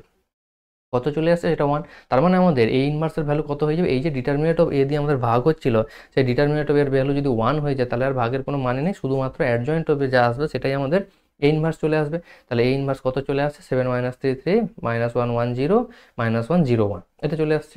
এইবার আমাদের বলছে যে এই এ ইনভার্সটাকে কাজে লাগিয়ে আমাদের যে তিনটে সিস্টেম অফ ইকুয়েশন দেওয়া রয়েছে তাদেরকে সমাধান করতে হবে। দেখো সেই সিস্টেম অফ সমীকরণগুলোকে আমরা এখানে লিখে ফেলেছি। এবার দেখো সমীকরণটির যে সহগ ম্যাট্রিক্স রয়েছে, সহগ ম্যাট্রিক্স বলতে কি এক্স এর সহগ, ওয়াই এর সহগ, জেড এর সহগ, এইটা কালেক্ট করলে যে ম্যাট্রিক্স পাই তাকে বলা হয় সহগ ম্যাট্রিক্স। তাহলে সেই সহগ ম্যাট্রিক্সটা আমাদের বের করেছি। এবার দেখো এই সহগ ম্যাট্রিক্স আমাদের যে অরিজিনাল ম্যাট্রিক্স ছিল তার সাথে এক্স্যাক্টলি ম্যাচ করছে না, কিন্তু বেশিরভাগ ক্ষেত্রে কি করে না তোমাদের প্রশ্ন যা দেওয়া থাকে সেটা কিন্তু এক্স্যাক্টলি ম্যাচ করে যায়। সেই জন্য আমরা তাকে ডাইরেক্ট এ ট্রান্সপোজ না লিখে কিন্তু এই লিখতে পারি, কিন্তু এক্ষেত্রে যেহেতু ম্যাচ করছে না কিন্তু ট্রান্সপোজ নেওয়ার পর ম্যাচ করছে, কারণ দেখো আমাদের অরিজিনাল এ যা দেওয়া আছে সেখানে 1 1 1 কোথায় রয়েছে না ফার্স্ট কলামে রয়েছে, কিন্তু আমাদের যে সহগ ম্যাট্রিক্স ছিল সেখানে 1 1 1 কোথায় চলে এসেছে প্রথম রোতে চলে এসেছে। তাহলে আমাদের ছিল কলামে চলে এসেছে রোতে, তার মানে কি আমরা যদি ট্রান্সপোজ নিয়ে নিই তাহলে কি জিনিসটা একই হয়ে যায়। সেই জন্য ওই নোটেশনটা এ ট্রান্সপোজ দেওয়া হয়েছে। কিন্তু ঠিক আছে আমাদের সবসময় খেয়াল রাখতে হবে নর্মাল নোটেশন আমাদের কি থাকে না সাধারণত কিন্তু এটাই ঘুরে আসে, ঠিক আছে, কিন্তু এখানে ক্ষেত্রে আমাদের যা এসেছে এ ট্রান্সপোজ এসেছে সেই জন্য আমাকে এ ট্রান্সপোজ লিখতে হবে। আমি কিন্তু এখানে আর এ লিখতে পারবো না, ঠিক আছে। এবার কি এক্স বলতে কি না, আমাদের যে চলরাশির যে ম্যাট্রিক্সটা রয়েছে কি আছে এক্স ওয়াই জেড, সেটা একটা কলাম ম্যাট্রিক্স হয়। কত সেই কলাম ম্যাট্রিক্সটা কি এক্স ওয়াই জেড আমাদের চলে আসছে, ঠিক আছে। 3/1 অর্ডারের একটা ম্যাট্রিক্স। আবার ডান দিকে যে ধ্রুবকগুলো রয়েছে 6, 20, 21, সেটাও একটা কলাম ম্যাট্রিক্স, 3/1 অর্ডারের একটা কলাম ম্যাট্রিক্স। তাহলে সেটাও আমরা কিন্তু এখানে লিখে ফেললাম 6, 20 আর 21। তার মানে আমাদের এই যে সিস্টেম অফ ইকুয়েশন যেটা দেওয়া রয়েছে, তিনটে সমীকরণ দেওয়া রয়েছে, সেই তিনটে সমীকরণকে আমরা কি আকারে লিখতে পারি? দেখো পরের লাইনে লিখেছি, সেই তিনটে সমীকরণকে লিখতে পারি এ ট্রান্সপোজ x1 b। নর্মাল আকারে সেটা দেখতে কীরকম হয়, এ এক্স ইকুয়াল টু বি, এই আকারে কিন্তু তোমাদের যে কোনো সমীকরণ দেখতে হয়। কিন্তু যেহেতু আমি তোমাদের এক্ষুনি বললাম যে আমাদের এখানে কিন্তু এটা এ নেই, এটা এ ট্রান্সপোজ আকারে রয়েছে, তাই এটা দেখতে কিন্তু a transpose x into b এটা আকারে চলে এসেছে। তাহলে কি না এক্স নির্ণয়ের সূত্র কি না, এখানে যদি এ থাকতো তাহলে এক্স নির্ণয়ের সূত্র হতো এ ইনভার্স বি। এখন এর বদলে কি আছে, এ ট্রান্সপোজ রয়েছে, তাহলে কি হয়ে যাবে না এ ট্রান্সপোজের হোল ইনভার্স বি। এবার আমাদের ফর্মুলা জানা আছে, এ ট্রান্সপোজের হোল ইনভার্স সমান এ ইনভার্সের হোল ট্রান্সপোজ। অর্থাৎ আগের ইনভার্স নিয়ে তারপর ট্রান্সপোজ করা, আর আগে ট্রান্সপোজ নিয়ে তারপর ইনভার্স করা, ব্যাপারটা সেম। সেই জন্য পরের লাইন থেকে লেখা যায় এ ইনভার্সের হোল ট্রান্সপোজ। এবার দেখো আমাদের অলরেডি এ ইনভার্স আমাদের এখানে বের করে রাখা ছিল, তাহলে আমাদের কাজ কি হবে, সেই এ ইনভার্সটাকে কাজে লাগিয়ে তার ট্রান্সপোজ নিয়ে নেওয়া। তার ট্রান্সপোজ নিয়ে নেওয়া হলো, তার রো কলাম ইন্টারচেঞ্জ করে লিখে দেওয়া হলো, আর বি বলতে যে ম্যাট্রিক্সটা ছিল সেটাকে লিখে দেওয়া হলো। তাহলে এবার কি আমরা দুটো ম্যাট্রিক্সের গুণের নিয়ম জানি, সেই গুণের নিয়ম অনুযায়ী আমাদের চলে আসছে একটা কলাম ম্যাট্রিক্স 3/1 অর্ডারের কলাম ম্যাট্রিক্স চলে আসছে 1, 2, 3। আর বাঁ দিকে কী রয়েছে, বাঁ দিকে এক্স ম্যাট্রিক্স পড়ে রয়েছে। এক্স ম্যাট্রিক্স মানে কি আমরা লিখেছিলাম, এক্স মানে হচ্ছে এক্স ওয়াই জেড, আর ডান দিকে চলে আছে 1, 2, 3। তাহলে কম্পেয়ার করলে কি পেয়ে যাবে, x equal to 1, y equal to 2, z equal to 3। অর্থাৎ আমাদের নির্ণয় সমাধান হচ্ছে 1, 2, 3, ঠিক আছে। নেক্সট বলা রয়েছে কি এ একটা ম্যাট্রিক্স দেওয়া রয়েছে, তাহলে তাকে কি করতে হবে না একটা প্রতিসম একটা বিপ্রতিসম ম্যাট্রিক্সের সমষ্টি রূপে আমাদের প্রকাশ করতে হবে। দেখো আমাদের এক্ষেত্রে সহজ টেকনিক আছে, কি আমাদের জানা আছে নিশ্চয়ই, তোমরা অঙ্কগুলো করেছো। আমাদের কি করতে হয়, A equal to half of A plus A transpose plus half of A minus A transpose, এই আকারে প্রকাশ করতে হয়। যেখানে half of A plus A transpose এটা একটা প্রতিসম ম্যাট্রিক্স হয়, আর half of A minus A transpose এটা একটা বিপ্রতিসম ম্যাট্রিক্সের আকারে চলে আসে। তাহলে তার জন্য কি করতে হবে, এ প্লাস এ ট্রান্সপোজ বের করতে হবে, কিন্তু তার জন্য তার আগে আমাদের দরকার ট্রান্সপোজ। তাহলে ট্রান্সপোজ মানে কি রো কলাম ইন্টারচেঞ্জ করে এ ট্রান্সপোজ লেখা হলো, তারপর এ প্লাস এ ট্রান্সপোজ বের করা হলো ম্যাট্রিক্স যোগের নিয়ম অনুযায়ী, তার হাফ করা হলো। হাফ করা মানে কি প্রত্যেকটা পদকে 2 দ্বারা ভাগ করা হলো, তাহলে সেটা দেখতে যাচ্ছে এরকম। এবার সেটা একটা প্রতিসম ম্যাট্রিক্স। এবার প্রশ্ন হচ্ছে বুঝবো কি করে প্রতিসম ম্যাট্রিক্স, না মুখ্য কর্ণ বরাবর দেখো পদগুলো একে অপরের ঠিক বিপরীতে আছে এবং পদগুলো ঠিক এক্স্যাক্টলি সেম থাকবে। মুখ্য কর্ণ কি না 3, 5, 5, এটাকে ছেড়ে দাও। তাহলে দেখো এই 3-এর সাজা 3 আছে, আবার এই 5-এর 2-এর সাজা বিপরীতে ঠিক 5-এর 2 আছে, আবার 7-এর 2-এর বিপরীতে ঠিক 7-এর 2 রয়েছে। অর্থাৎ মুখ্য কর্ণ বরাবর তোমরা যদি একটা আয়না বসাও, ঠিক দেখো আয়নার বিপরীতে প্রতিবিম্ব বরাবর পদগুলো একই থাকবে। যদি এমনটা হয় তাহলে সেটা সহজেই বুঝতে পারো সেটা কি একটা প্রতিসম ম্যাট্রিক্স। আবার এ মাইনাস এ ট্রান্সপোজ বের করতে হবে, তাহলে এ ট্রান্সপোজ বের করা হয়েছে বিয়োগফল ম্যাট্রিক্স, আর বিয়োগের যা নিয়ম আছে সেই বিয়োগ নিয়ম অনুযায়ী বিয়োগ করা হলো, তারপর তাকেও কী হলো হাফ করা হলো। এবার যা কি একটা বিপ্রতিসম ম্যাট্রিক্স। আবার প্রশ্ন হচ্ছে বুঝবো কী করে বিপ্রতিসম ম্যাট্রিক্স। বিপ্রতিসম ম্যাট্রিক্সের ক্ষেত্রে সবসময় খেয়াল রাখতে হবে মুখ্য কর্ণ বরাবর পদগুলি অবশ্যই শূন্য থাকবে। তাহলে দেখো সেটা রয়েছে, এবং ওর যে মিরর বিন্দুগুলো বা প্রত্যেকটা পদের সাপেক্ষে তার যে প্রতিবিম্ব বিন্দুগুলো ওই মুখ্য কর্ণের সাপেক্ষে সেগুলো কিন্তু একে অপরের মানগতভাবে সমান থাকবে এবং চিহ্নটা উল্টো থাকবে। তাহলে দেখো 1-এর জন্য -1 রয়েছে, হাফের জন্য -1/2 রয়েছে, আর এখানেও -1/2-এর জন্য হাফ রয়েছে। অর্থাৎ মুখ্য কর্ণ বরাবর পদগুলো একে অপরের মানগতভাবে সমান এবং বিপরীত চিহ্নযুক্ত। তাহলেই আমরা বুঝতে পারবো এটা বিপ্রতিসম ম্যাট্রিক্স, ঠিক আছে। তার মানে আমরা কি পেলাম না half of A plus A transpose পেয়ে গেলাম, half of A minus A transpose পেয়ে গেলাম। তাহলে আমরা কি বলতে পারি, এখন আমরা জানি এ সমান কি half of A plus A transpose plus A minus A transpose. তাহলে বাঁ দিকে এর ভ্যালু যেমন ছিল বসিয়ে দিলাম, আর ডান দিকে যে ভ্যালুগুলো বেরিয়েছে সেটা আমরা লিখে ফেললাম। তাহলে আমরা কি হয়ে গেল না অরিজিনাল যে ম্যাট্রিক্সটা দেওয়া ছিল তাকে একটা প্রতিসম একটা বিপ্রতিসম ম্যাট্রিক্সের যোগফল আকারে প্রকাশ করা হয়ে গেল, ঠিক আছে। নেক্সট আমাদের দেখো যে অঙ্কটা দেওয়া রয়েছে 4 নম্বরে সাইন ওয়াই সমান এক্স সাইন এ প্লাস ওয়াই, এটা তোমাদের সুরেন্দ্রনাথদের বইতে রয়েছে পেজ 295। উদাহরণে যেহেতু করে দেওয়া আছে তাই আমি কিন্তু আর এক্সপ্লেন করিনি, যদি এক্সারসাইজে থাকতো আমি অবশ্যই তোমাদের জিনিসগুলো করে দিতাম, ঠিক আছে। যেহেতু উদাহরণে রয়েছে তোমরা কিন্তু এসএনদের 295 পেজ উদাহরণ 17 ওখানে গিয়ে কিন্তু দেখতে পারো, আশা করছি বুঝতে পারবে। কোনো সমস্যা হলে টেলিগ্রাম গ্রুপের লিঙ্ক নিচে দেওয়া রয়েছে ডিসক্রিপশানে, সেখানে জয়েন করো। ওখানে একটা চ্যানেল ডেসক্রিপশানে যাবে, সেখানে একটা দেখবে ডিসকাশন বলে একটা বটন পাবে, সেখানে ক্লিক করলে তোমরা কিন্তু মেসেজ করতে পারবে। যে কোনো সমস্যা হলে সেখানে কিন্তু তোমরা মেসেজ করে আমাকে জানাতে পারো, ঠিক আছে। নেক্সট দেখো বলা রয়েছে A plus B X E to the power Y by X 1 হলে প্রমাণ করে এটাও তোমাদের বইতে রয়েছে এসএনদের পেজ 324 উদাহরণ নম্বর 14। সেখানে কিন্তু গিয়ে দেখলে অঙ্কটা কিন্তু করে দেওয়া রয়েছে, তোমরা কিন্তু গিয়ে দেখো। আবারও সে একই কথা, যদি না বোঝা যায় তাহলে কিন্তু টেলিগ্রাম গ্রুপে আমাকে জানাতে পারো, আমি চেষ্টা করবো নেক্সট ভিডিওতে জিনিসটাকে এক্সপ্লেন করে দেবো, ঠিক আছে। তারপর দেখো একটা সমাকলন দেওয়া রয়েছে, অর্থাৎ ইন্টিগ্রেশন আমাদের করতে হবে। এই ইন্টিগ্রেশনটা করার একটু ট্রিকি আছে, তোমাদের কিন্তু পেশেন্স ধরে জিনিসটা বুঝতে হবে, কারণ এটা আংশিক সমাকলনের একটা অঙ্ক। কি করা হয়েছে না, প্রথম ইন্টিগ্রেশনটাকে জাস্ট সমাকলনটাকে ভেঙে দেওয়া, দুটো পার্টে ভেঙে দেওয়া হয়েছে, কারণ মাঝে প্লাস রয়েছে, আমরা খুব সহজেই ভাবে ইন্টিগ্রেশনকে দুটো পার্টে ভেঙে ফেলতে পারি। এবার প্রথম পার্টের ইন্টিগ্রেশন যখন করবো তাকে বাই পার্টস ইউজ করবো। ইন্টিগ্রেশন বাই পার্টসের নিয়ম কি ছিল না, একটা ফার্স্ট ফাংশন হবে, একটা সেকেন্ড ফাংশন হবে, এবং রুল ছিল ফার্স্ট ফাংশন ইন্টু সেকেন্ড ফাংশনের ইন্টিগ্রেশন, এটা আমাদের করতে হয়। তাহলে ফার্স্ট ফাংশন কাকে ধরবো, এখানে ফার্স্ট ফাংশন বলতে দেখো কিছু নেই, মানে আমরা সবসময় ভাবতে পারি ওয়ান আছে আর একটা লগ অফ লগ এক্স রয়েছে, তাহলে লগ অফ লগ এক্সকে আমরা কী করছি, ফার্স্ট ফাংশন ধরছি। তাহলে first function into second function integration, second function কত রয়েছে, ওয়ান রয়েছে, ওয়ানের ইন্টিগ্রেশন কত হয় এক্স, তাহলে মাইনাস ফার্স্ট ফাংশনের ডেরিভেটিভ। এবার প্রশ্ন হচ্ছে লগ অফ লগ এক্সের ডেরিভেটিভ করতে হবে। লগ অফ লগ এক্সের ডেরিভেটিভ কত হয় না, একে আমরা ভাবছি লগ এক্সের মতো, তাহলে এক্স বলতে কে কাজ করছে, এক্স বলতেও সেটাও একটা লগ এক্স কাজ করছে, তাহলে এই লগ এক্সের ডেরিভেটিভ কত না ওয়ান বাই লগ এক্স। এবার কাকে ভেবেছি না লগ এক্সকে ভেবেছি, তার ডেরিভেটিভ কত একটা ওয়ান বাই এক্স। আর এই এক্স এলো কোথা থেকে না, এই যে ফার্স্ট ফাংশনের সেকেন্ড ফাংশন ইন্টিগ্রেশন হয়েছিল, সেই সেকেন্ড ফাংশন ইন্টিগ্রেশন কত সেটা এক্স, তাহলে এই এক্স এক্স কি হলো ক্যান্সেল আউট হয়েছে, তাহলে পড়ে থাকছে one by log X DX. আর এই পার্টটা লাস্ট পার্টটা যা ছিল আমরা কিন্তু রেখে দিয়েছি, ওটা ক্যান্সেল আউট করছি না বা ওখানে কোনো ফর্মুলা ইউজ করছি না। নেক্সট কী করছি, তাহলে আমাদের পড়ে আছে কি না, নেক্সট হচ্ছে আমাদের ইন্টিগ্রেশন দেখো ওয়ান বাই লগ এক্স, এইটা পড়ে আছে, একে আমরা আবার বাই পার্টস ইউজ করছি ওয়ান বাই লগ এক্স। তাহলে ওয়ান বাই লগ এক্সের ক্ষেত্রে বাই পার্টসের যখন অ্যাপ্লাই করবো, আবার প্রশ্ন হচ্ছে সেই ফার্স্ট ফাংশন সেকেন্ড ফাংশন বুঝতে হবে। তাহলে এর ক্ষেত্রে ফার্স্ট ফাংশন কী কাজ করবে না ওয়ান বাই লগ এক্স যেটা পড়ে আছে সেটাই ফার্স্ট ফাংশন, তাহলে সেকেন্ড ফাংশন কি কিছু নেই মানে ওয়ান আছে, তাহলে ওয়ানের ইন্টিগ্রেশন হবে এক্স, আর ওয়ান বাই লগ এক্স যেমন ছিল পড়ে আছে মাইনাস কী করতে হবে না ওয়ান বাই লগ এক্স, এর কী করতে হবে না এর ডেরিভেটিভ করতে হবে। তাহলে ওয়ান বাই লগ এক্সকে আমরা ভাবছি কি ওয়ান বাই এক্সের মতো, ওয়ান বাই এক্সের ডেরিভেটিভ কি মাইনাস ও ওয়ান বাই এক্স স্কোয়ার, তাহলে হয়ে গেল কি মাইনাস ও ওয়ান বাই লগ এক্সের হোল স্কোয়ার।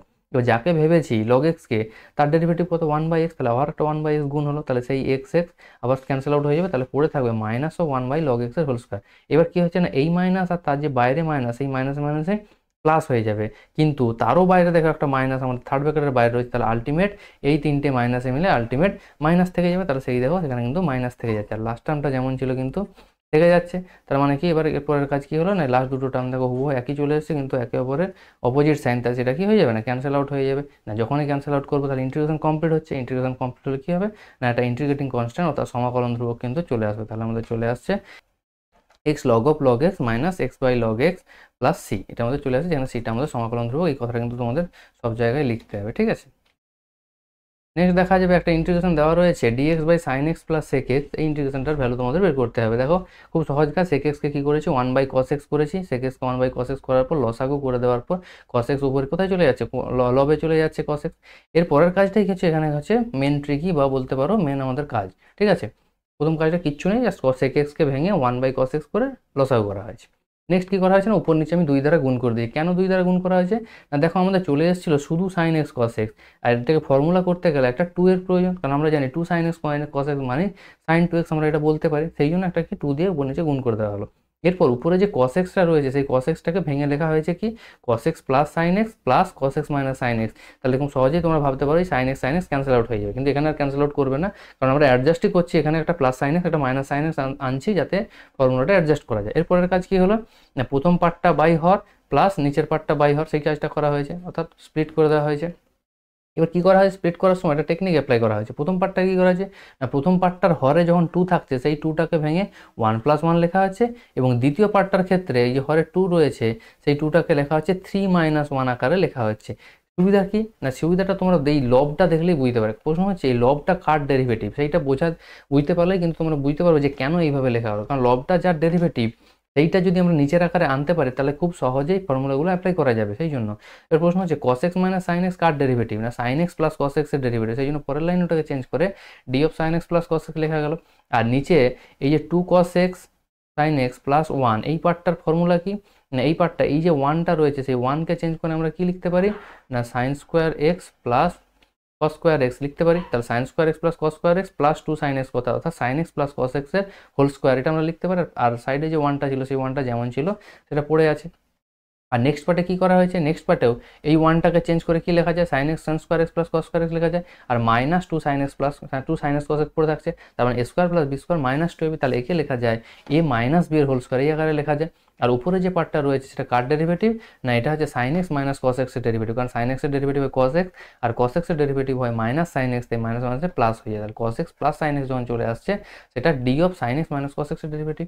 কারণ ওর উপরে যেহেতু ডি এর ভেতরে নেগেটিভ থাকছে সেই জন্য নিচটাকে নেগেটিভ আকারে প্রকাশ করা হলো, নাহলে কিন্তু আগেরটার মতোই পজিটিভ আকারে প্রকাশ করলেও হতো। তাহলে দেখো প্রথম পার্টটা কী আকারে চলে আসছে, না দেখো ডি এর ভেতর যেটা আছে সে নিচে কি তারই স্কোয়ার প্লাস ওয়ান, অর্থাৎ আমরা ভাবতে পারি এটা ফর্মটা হচ্ছে d x by x square plus one. এখন এক্স বলতে কি কাজ করছে, না sine x plus cos x, তাহলে এটা কার এর ইন্টিগ্রেশন কত হয়, না ট্যান ইনভার্স এক্স, তাই ট্যান ইনভার্স এক্স করে তাহলে এক্স বলতে কাজ করছে sine x plus cos x. এর পরের পার্টটা কি, না পরের পার্টটা দেখো কাজ করছে d x by a square minus x square form. ঠিক আছে, এ স্কোয়ার বলতে কি, না রুট থ্রি এর হোল স্কোয়ার আমরা ভাবতে পারি, থ্রিকে আমরা ভাবতেই পারি তো রুট থ্রি এর হোল স্কোয়ার, তাহলে সেই d x by a square minus x square form এর ইন্টিগ্রেশন কত হয়, না 1/2a, এ বলতে root three log mod a plus x by a minus x. এখন এক্স বলতে যেটা কাজ করছে সেটা বসিয়ে দেওয়া হয়েছে, আর প্লাস একটা ইন্টিগ্রেটিং কনস্ট্যান্ট অর্থাৎ সমাকলন ধ্রুবক আমাদের সি চলে আসে, তাহলে চলে আসছে আমাদের অ্যান্সার হচ্ছে tan inverse sine x plus cos x plus 1/2 root three log of এটা প্লাস সি। ঠিক আছে, এটা হচ্ছে আমাদের উত্তর। সবসময় খেয়াল রাখতে হবে এই নিচের পার্টটাকে দুভাবে ভাঙা হয়েছে, একই মান অথচ তাকে দুটো ভাগে ভাঙা হলো, তার একটাই কারণ লবে যেটা আসছে তার আকারে প্রকাশ করার জন্যই তাকে দুভাবে প্রকাশ করা হয়েছে। ঠিক আছে, যখন প্লাস আসছে নিচেরটাকে আমরা প্লাসের আকারে আনছি, আর উপরে যখন মাইনাস আসছে তখন আমরা মাইনাসের আকারে প্রকাশ করার চেষ্টা করেছি। ঠিক আছে, নেক্সট যে সমাকলনটা দেওয়া রয়েছে সেটা তোমাদের বইতে দেওয়া রয়েছে, পেজ 462 উদাহরণ নাম্বার 2, তোমরা ওখানে গিয়ে দেখো, বোঝা না গেলে তোমরা জানাবে নিশ্চয়ই। ঠিক আছে, তারপরে যে অঙ্কটা দেওয়া রয়েছে দেখো ডিওয়াই ডিএক্স সমান 6x minus 2y minus 7 divided by 2x plus 3y minus 6।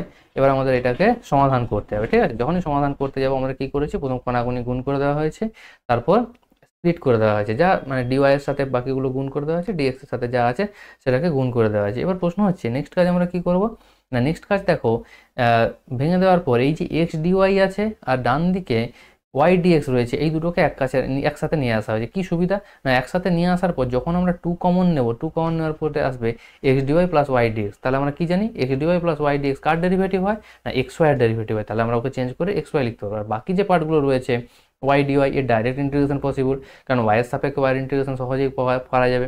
আবার কনস্ট্যান্টের তো যে কোনো সাপেক্ষে ডেরিভেটিভ ইন্টিগ্রেশন করা যায়, ওয়াই হোক বা এক্স, তাহলে এর 6dy এর ইন্টিগ্রেশন সম্ভব, আবার 6x dx এরও ইন্টিগ্রেশন ডাইরেক্ট পসিবল, আবার 7dx এরও ইন্টিগ্রেশন ডাইরেক্ট পসিবল। শুধু পসিবল হতো না 2y dx, কারণ y এর সাপেক্ষে x এর ইন্টিগ্রেশন সম্ভব নয়, আবার এদিকে যে ছিল x dy এরও x এর সাপেক্ষে y এর ইন্টিগ্রেশন সম্ভব নয়। সেই জন্য ওই দুটোকে একসাথে এনে কি করা হলো, এখন যেহেতু একটা ফর্মুলার আকারে চলে আসছে d of xy, কারণ xy এর ডেরিভেটিভটাই কত, x dy plus Y dx হয়, সেই জন্য আমরা সহজেই কিন্তু ওই জিনিসটাকে একটা সিঙ্গেল ফর্মুলার আকারে আনতে পারি। তাহলে কি এরপর স্টেপ হচ্ছে ওই পক্ষকে সমাকলন করে পাই, তারপর বেসিক সমাকলনের যে রূপ ডিএক্স এর ইন্টিগ্রেশন হয় এক্স বলতে কাজ করছে এক্স ওয়াই, তার মানে এক্স ওয়াই চলে আসছে, আর ওয়াই এর ইন্টিগ্রেশন হয় ওয়াই স্কোয়ার বাই 2, এক্স এর ইন্টিগ্রেশন হয় এক্স স্কোয়ার বাই 2, আর ডিওয়াই এর ইন্টিগ্রেশন ওয়াই আর ডিএক্স এর ইন্টিগ্রেশন এক্স। সেই জিনিসটা বসিয়ে দেওয়া হয়েছে, বসিয়ে দেওয়ার পর দেখো এই যে নিচে 2 রয়েছে, এই 2টা দিয়ে ওভার সবাইকে গুণ করে দেওয়া হয়েছে, বা লসাগু করে ডান দিকে গুণ করে দেওয়া হয়েছে, তাহলে আমাদের যে ভ্যালুটা আসছে সেটাই হয়ে যাচ্ছে আমাদের উত্তর। ঠিক আছে, নেক্সট দেখো বলা রয়েছে a plus B plus C সমান 0, তিনটে ভেক্টরের সমষ্টি আমাদের দেওয়া আছে 0, এবং তিনটে ভেক্টর ইন্ডিভিজুয়ালি তাদের যে মান সেই মানটা দেওয়া রয়েছে, একটা এর মান রয়েছে 3, বি এর মান 4, সি এর মান 5। এবার আমাদের প্রমাণ করতে হবে a dot B plus B dot C plus C dot S সমান -25। দেখো আমাদের দেওয়া রয়েছে যে a plus B plus C সমান 0। এবার দেখো খুব সহজ টেকনিক কি, আমরা কি জানি না কোনো ভেক্টরের মান যদি দেওয়া থাকে তাহলে তার বর্গ করলে কি হয়, না যে কোনো ভেক্টরের বর্গটাকে আমরা লিখতে পারি এ ডটে। সেটাই আমরা সাইডে তোমাদের মেনশন করেছি যে একটা যদি ভেক্টর হয় তাহলে A dot A equal two আমরা মডের হোল স্কয়ার লিখতে পারি। তাহলে এই a প্লাস বি প্লাস এর ভ্যালু 0 ছিল, তাহলে বোথ সাইডে কি করেছি মড নিয়ে বর্গ করে দিয়েছি। এবার ডান দিকে 0 ভেক্টরের মডের ভ্যালু কত 0 হবে, তার বর্গ করলে 0ই আসছে, তাহলে ডান দিকটা আমাদের 0 চলে আসছে। বাঁ দিকে আমরা কি জানি না দুটো একটা ভেক্টরে তার মডুলাসের বর্গ মানে কি সেই ভেক্টরের দুটোর ডট প্রোডাক্ট, তাহলে সেই জিনিসকে কি করা আছে a plus B plus C dot product করা হয়েছে। আর যখনই ডট প্রোডাক্টটা দেখো তারপরে লাইনে স্প্লিট করে দেখিয়েছি, 9টা টার্ম আসবে, 3টা টার্ম গুণিত 3টা টার্ম, অর্থাৎ 9টা টার্ম আসবে। এইবার এই 9টা টার্মের মধ্যে দেখো দুটো টার্ম করে একই আছে, যেমন এ ডট বি এর সাথে কি আছে বি ডট এটা একই আছে। এবার প্রশ্ন হচ্ছে ইনিশিয়ালে দেখতে আলাদা লাগছে, কিন্তু আমরা কি জানি ভেক্টর গুণ কি বিনিময় নিয়ম মেনে চলে, তাহলে ভেক্টর গুণ যদি বিনিময় নিয়ম মেনে চলে তাহলে এ ডট বি আর বি ডটে একই, তাহলে চলে আসবে কি 2ab। একই রকমভাবে two into B dot C, two into C dot A চলে আসবে। আর এ ডট এ কে চেঞ্জ করে লিখতে পারি মড এ স্কোয়ার, একই রকম বি ডট বিকে চেঞ্জ করে মড বি স্কোয়ার, আর সি ডট সিকে মড সি স্কোয়ার, সেটাকে প্রথমেই সামনে লেখা হয়েছে।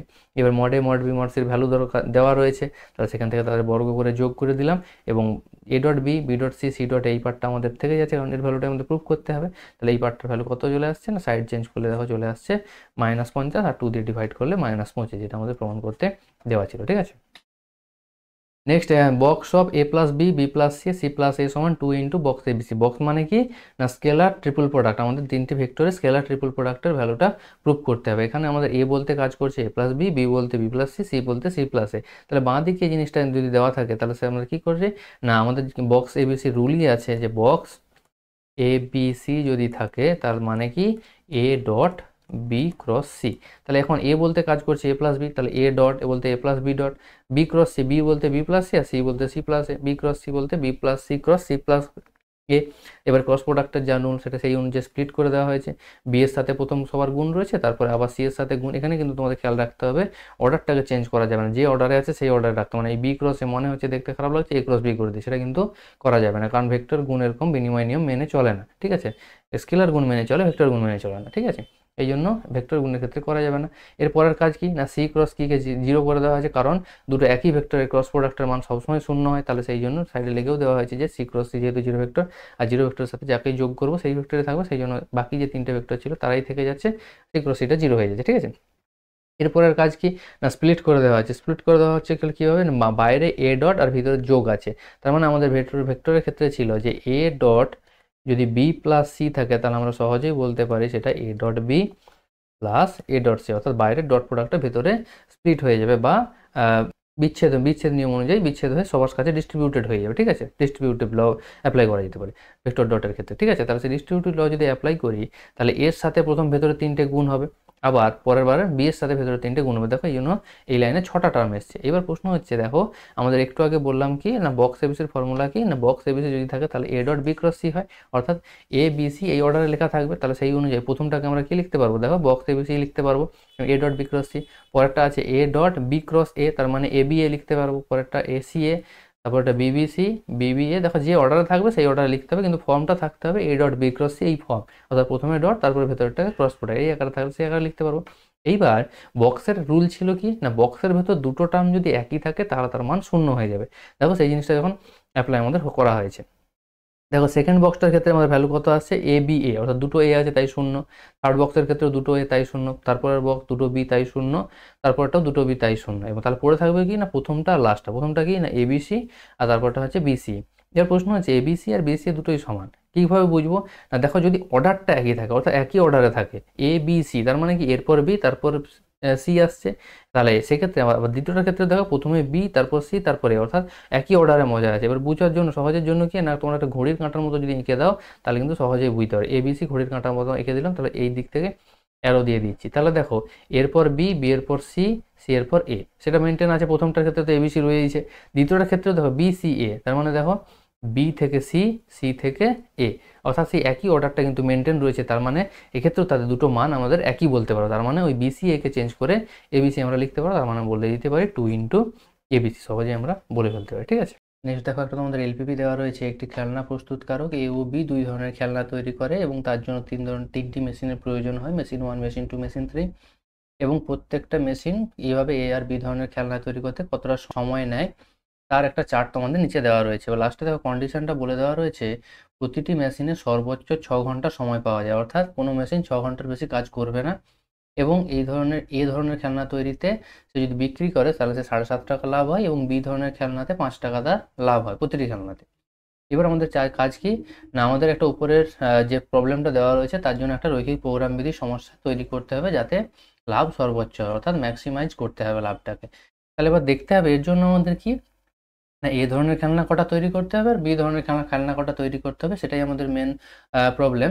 যে তার জন্য ধরে নেওয়া হয়েছে ধরি সর্বাধিক লাভের জন্য এক্সটি এ ধরনের খেলনা এবং ওয়াইটি বি ধরনের খেলনা আমরা তৈরি করব। তাহলে এবার প্রতিটি এ ধরনের খেলনা তৈরি করে কত টাকা লাভ হয় 7.5 টাকা, আবার 5 টাকা লাভ হয় প্রতিটি বি ধরনের খেলনা তৈরি করে, তাহলে তার মোট লাভ হবে কত 7.50x ইন্টু প্লাস 5y, অর্থাৎ বিষয়াত্মক অপেক্ষকটা আমাদের কি হবে, জেড। জেড বলতে কি, বিষয়াত্মক অপেক্ষক সাধারণত আমাদের কি হয় না মোট লাভ ফাংশন বা মোট ব্যয় ফাংশন, এটাই কিন্তু আমাদের সাধারণত বিষয়াত্মক অপেক্ষক হয়। তাহলে এক্ষেত্রে আমাদের সেটা হচ্ছে লাভ অপেক্ষক। লাভ অপেক্ষক বলতে কত না, Z equal two 7.50x plus 5y, যার মানটা কি করতে হবে, সর্বোচ্চ করতে হবে বা চরম করতে হবে বা সর্বাধিক করতে হবে। ঠিক আছে, তোমরা যে কোনো একটা ভাষা লিখলেই হবে। ঠিক আছে, যার মান সর্বাধিক করতে হবে। এবার তার জন্য আমাদের বাধা গোষ্ঠী কি, বাধা গোষ্ঠী বলতে কি না যে সমস্ত শর্ত দেওয়া রয়েছে সেই শর্তগুলোই হচ্ছে আমাদের বাধা গোষ্ঠী হিসেবে কাজ করবে। শর্ত কি বলা হয়েছে না, যদি মেশিন 1 কাজ করে তাহলে এ ধরনের খেলনা তৈরি করতে তার 12 মিনিট সময় লাগে এবং বি ধরনের খেলনা তৈরি করতে তার 6 মিনিট সময় লাগে। সেটাই লেখা হয়েছে 1 নম্বর মেশিন এ ও বি ধরনের খেলনা তৈরি করতে যথাক্রমে 12 মিনিট এবং 6 মিনিট সময় নেয়। তাহলে তার মোট সময় কত লাগবে না, এক্সটি এ ধরনের খেলনা তার 12x মিনিট, আর ওয়াইটি বি ধরনের খেলনা তার 6y মিনিট, তার কিন্তু মোট সময় লাগছে।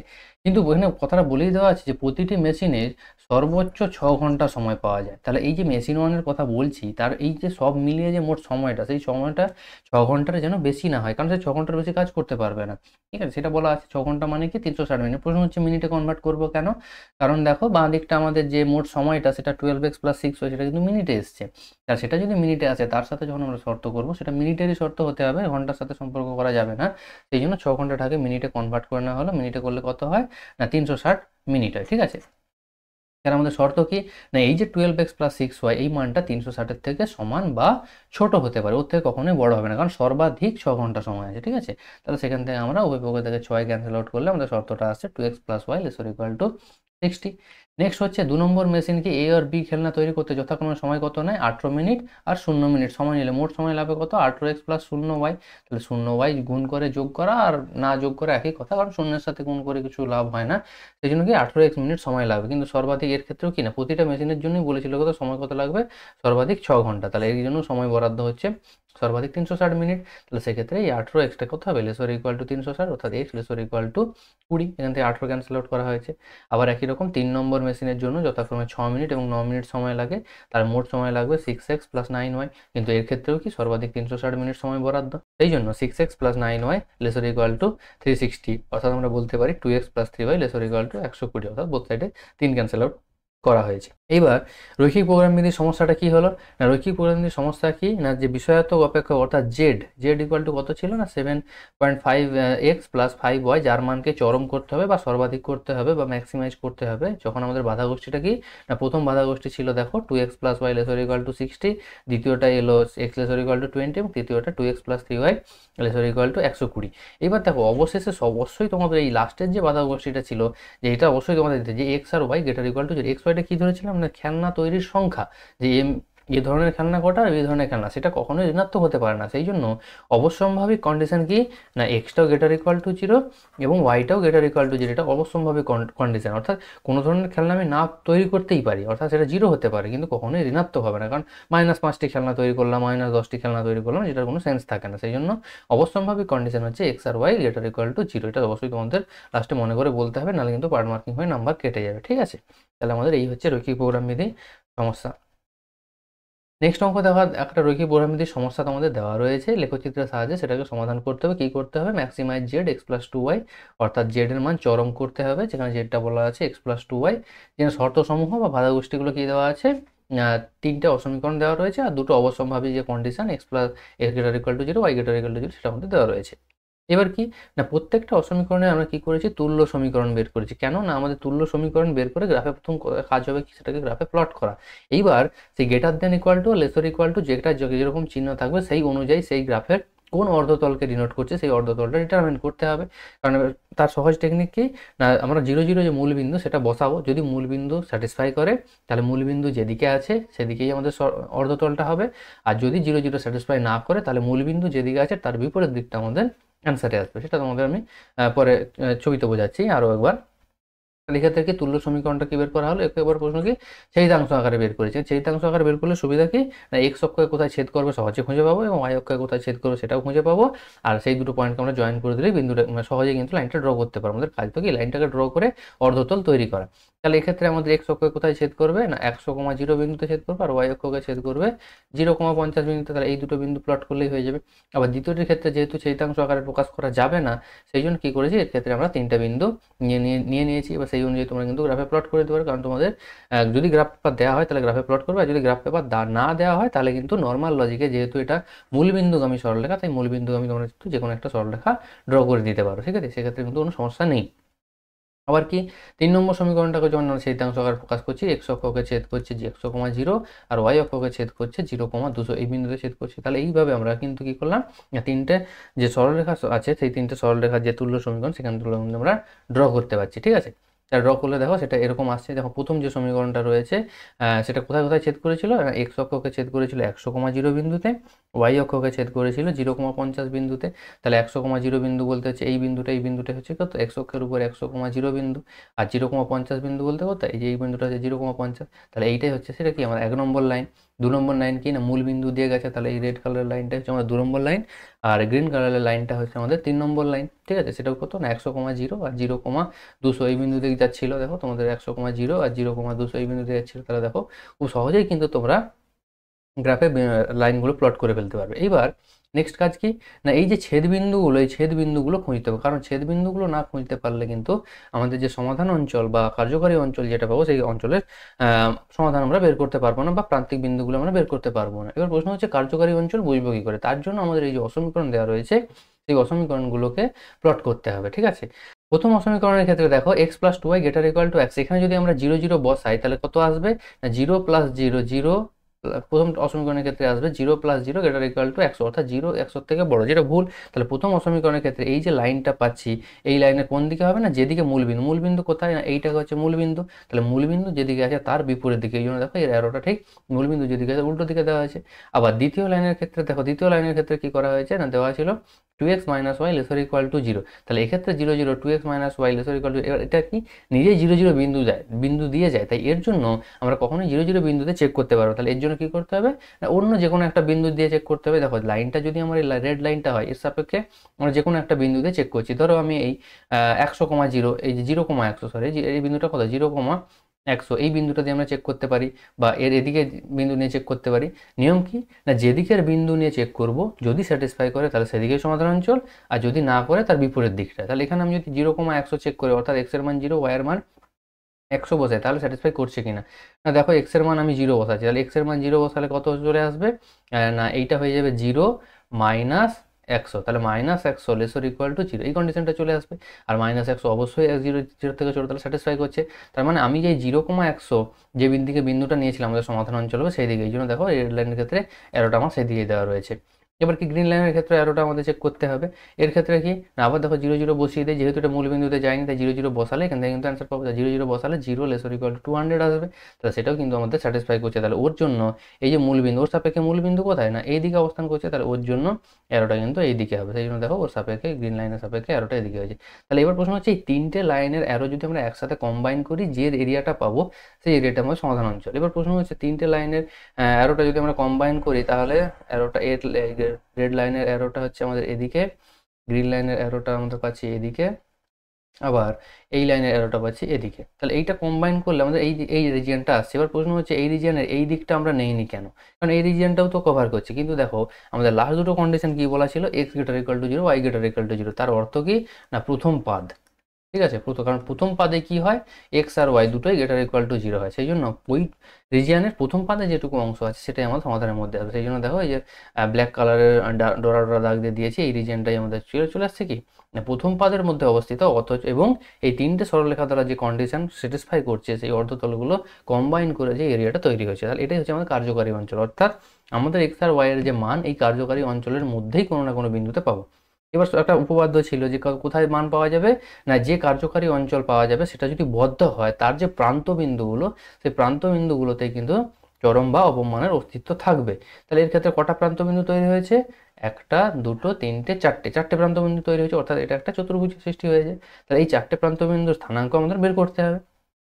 দেখো প্রথম স্থানাঙ্ক কত না 0,50, এই স্থানাঙ্কটা সহজেই বের করা যাবে কারণ এটা y অক্ষের উপর আছে। আবার উপরের স্থানাঙ্কটাও সহজে বের করা যাবে 0,200। প্রশ্ন হচ্ছে এই দুটো স্থানাঙ্ক কি হবে, এই স্থানাঙ্কটাই বা কি হবে, আর এখানে যে একটা রয়েছে এই স্থানাঙ্কটাই কি হবে। দেখো এই স্থানাঙ্কটা যখন আমরা খুঁজবো তখন কি এটা হচ্ছে কি গ্রিন লাইন আর রেড লাইনের ছেদবিন্দু, তাহলে গ্রিন লাইন আর রেড লাইনের ছেদবিন্দু পেতে গেলে ওইদের যে সমীকরণ তাকে স্যাটিসফাই সমাধান করতে হবে। ওরা কত কত নম্বর, না গ্রিন লাইনটা 3 নম্বর সমীকরণ আর রেড লাইনটা 2 নম্বর সমীকরণ। তাহলে 2 আর 3 সমাধান করলেই ওদের যে ছেদবিন্দু সেটা পাওয়া যাবে। সেটা কত পাওয়া যাবে, 50,100। সেটা আমি তোমাদের দেখিয়েছি। 2 আর 3 সমাধান দেখো, আমি কোথাও এটা দেখিয়েছি যে 2 ও 3 সমাধান করে পাই কত পাচ্ছি, ছেদবিন্দু 50,100। আবার 1 আর 2 সমাধান করে কি পাচ্ছি, 20,40। 1 আর 2 বলতে কি, না 1 নম্বর হচ্ছে যে আমাদের যে ব্লু কালারের যে লাইন সেটা হচ্ছে 1 নম্বর, আর 2 বলতে আমাদের রেড কালার লাইন, সেটা সমাধান করলে কি পাবো, ওই 20,40। সেটা হচ্ছে ওদের ছেদবিন্দুটা পাবো। ওটাই কি, না আমাদের যে কার্যকারী অঞ্চল তার প্রান্তবিন্দুগুলোকে দেবে। তাহলে আমাদের কার্যকারী অঞ্চলের প্রান্তবিন্দুগুলি কত আসছে, 0,50, 20,40, 50,100 আর 0,200। নেক্সট কাজ কি, না আমরা একটু আগে জানলাম যে উপপাদ্যের স্টেটমেন্টই হচ্ছে যে কার্যকারী অঞ্চলের প্রান্তবিন্দুগুলোতে চরম বা অবমানের অস্তিত্ব থাকবে। তাহলে এক্ষেত্রে চরম বা অবমানের অস্তিত্ব কোথায় থাকবে, না এই যে 4টে প্রান্তবিন্দু পেলাম, এই 4টে প্রান্তবিন্দু। তাহলে কি করা হলো, সেই জন্য এখন যে এখন প্রান্তবিন্দুগুলিতে z = x + 2y এর মানগুলি হলো নিম্নরূপ, অর্থাৎ মানগুলিকে নির্ণয় করা হলো। যে মানগুলি নির্ণয় করে দেখা গেল যে 400 মানটা হচ্ছে সর্বোচ্চ মান, কারণ আমাদের এখানে জেডকে ম্যাক্সিমাইজ করতে হবে। কিন্তু এই 400 মানটা পাওয়া গেল কোথায়, না যখন 0,200 অর্থাৎ x এর মান 0, y এর মান 200, সেই বিন্দুতে কিন্তু পাওয়া গেল সর্বোচ্চ মান। তাহলে এখান থেকে আমরা কি বলতে পারি, সুতরাং z এর চরম মান পাওয়া যাবে যখন x = 0 এবং y = 200 হবে। অর্থাৎ নির্ণয় সমাধান x = 0, y = 200 এবং ম্যাক্সিমাম অফ z, অর্থাৎ z এর চরম মানটা কত, না 400। ঠিক আছে।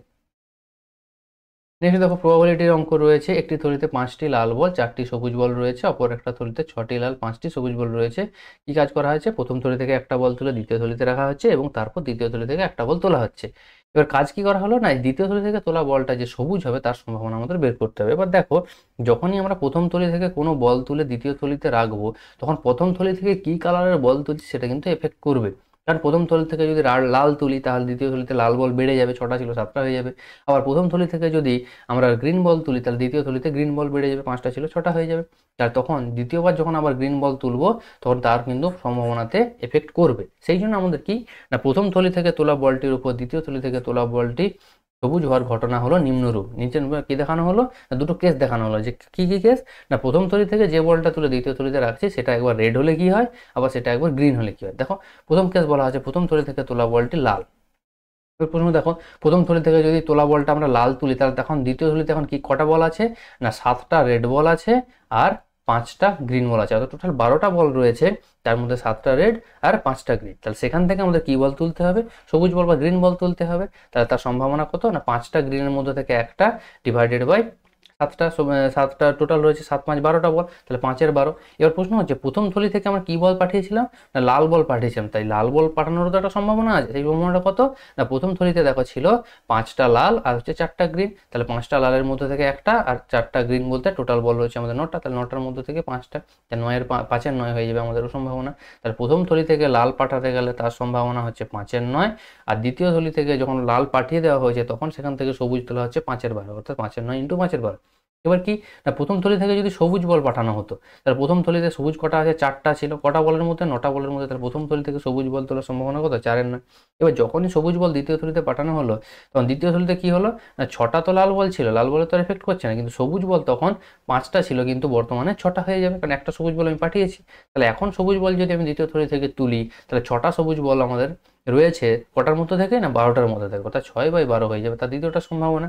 ঠিক আছে, তাহলে এক্ষেত্রে আমাদের টোটাল সম্ভাবনা আছে 4-এর 9 × 6-এর 12 হয়ে গেল। তাহলে আমাদের মোট সম্ভাবনা কত হবে, না এই যে প্রথম সম্ভাবনা প্লাস দ্বিতীয় সম্ভাবনা। এবার কারো মনে হতে পারে একবার গুণ হচ্ছে একবার যোগ হচ্ছে, কখন কি হবে, না সবসময় খেয়াল রাখতে হবে একই কেসের আন্ডারে যদি হয় তাহলে গুণ হবে এবং ডিফারেন্ট কেসের আন্ডারে যদি হয় যোগ হবে। একই কেসের আন্ডার বলতে কি বোঝাতে চাইছি, যেমন প্রথম থলি থেকে লাল বল তুললাম তারপর সবুজ বল তুললাম, তার মানে এটা একই কেসের আন্ডারে। কেন, যতক্ষণ আমি সবুজ বল তুলছি দ্বিতীয় থলি থেকে ততক্ষণ আমার কেস কমপ্লিট হবে না। তাহলে প্রথম থলি থেকে লাল তুললাম তারপর সবুজ তুললাম, এই তখন আমাদের কি হলো, প্রথম কেস কমপ্লিট হলো। তাহলে এই কেসের মধ্যে কি কি ঘটনা ঘটেছে, না প্রথম থলি থেকে লাল তোলা হয়েছে দ্বিতীয় থলি থেকে সবুজ, এই জন্য এই দুটো গুণ হয়েছে।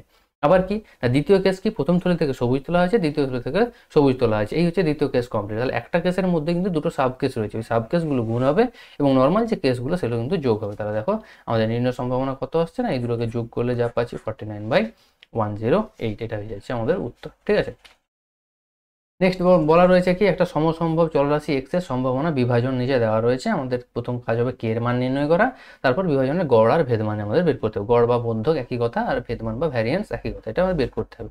দেখো আমাদের যে কোনো সম্ভাবনা বিভাজনের ক্ষেত্রে কি জানি, না টোটাল প্রবাবিলিটি অলওয়েজ এক হয়, অর্থাৎ যে সম্ভাবনাগুলো দেওয়া রয়েছে তা তার সমষ্টি সর্বদা এক হবে, ঠিক আছে। তাহলে সেটা যদি হয় তাহলে আমরা কি বলতে পারি, summation of PI equal to 1। তাহলে সামেশন পিআই যখন আমরা এক করছি তাহলে যত সমস্ত প্রবাবিলিটি দেওয়া হচ্ছে সেগুলো যোগফল কত, এক।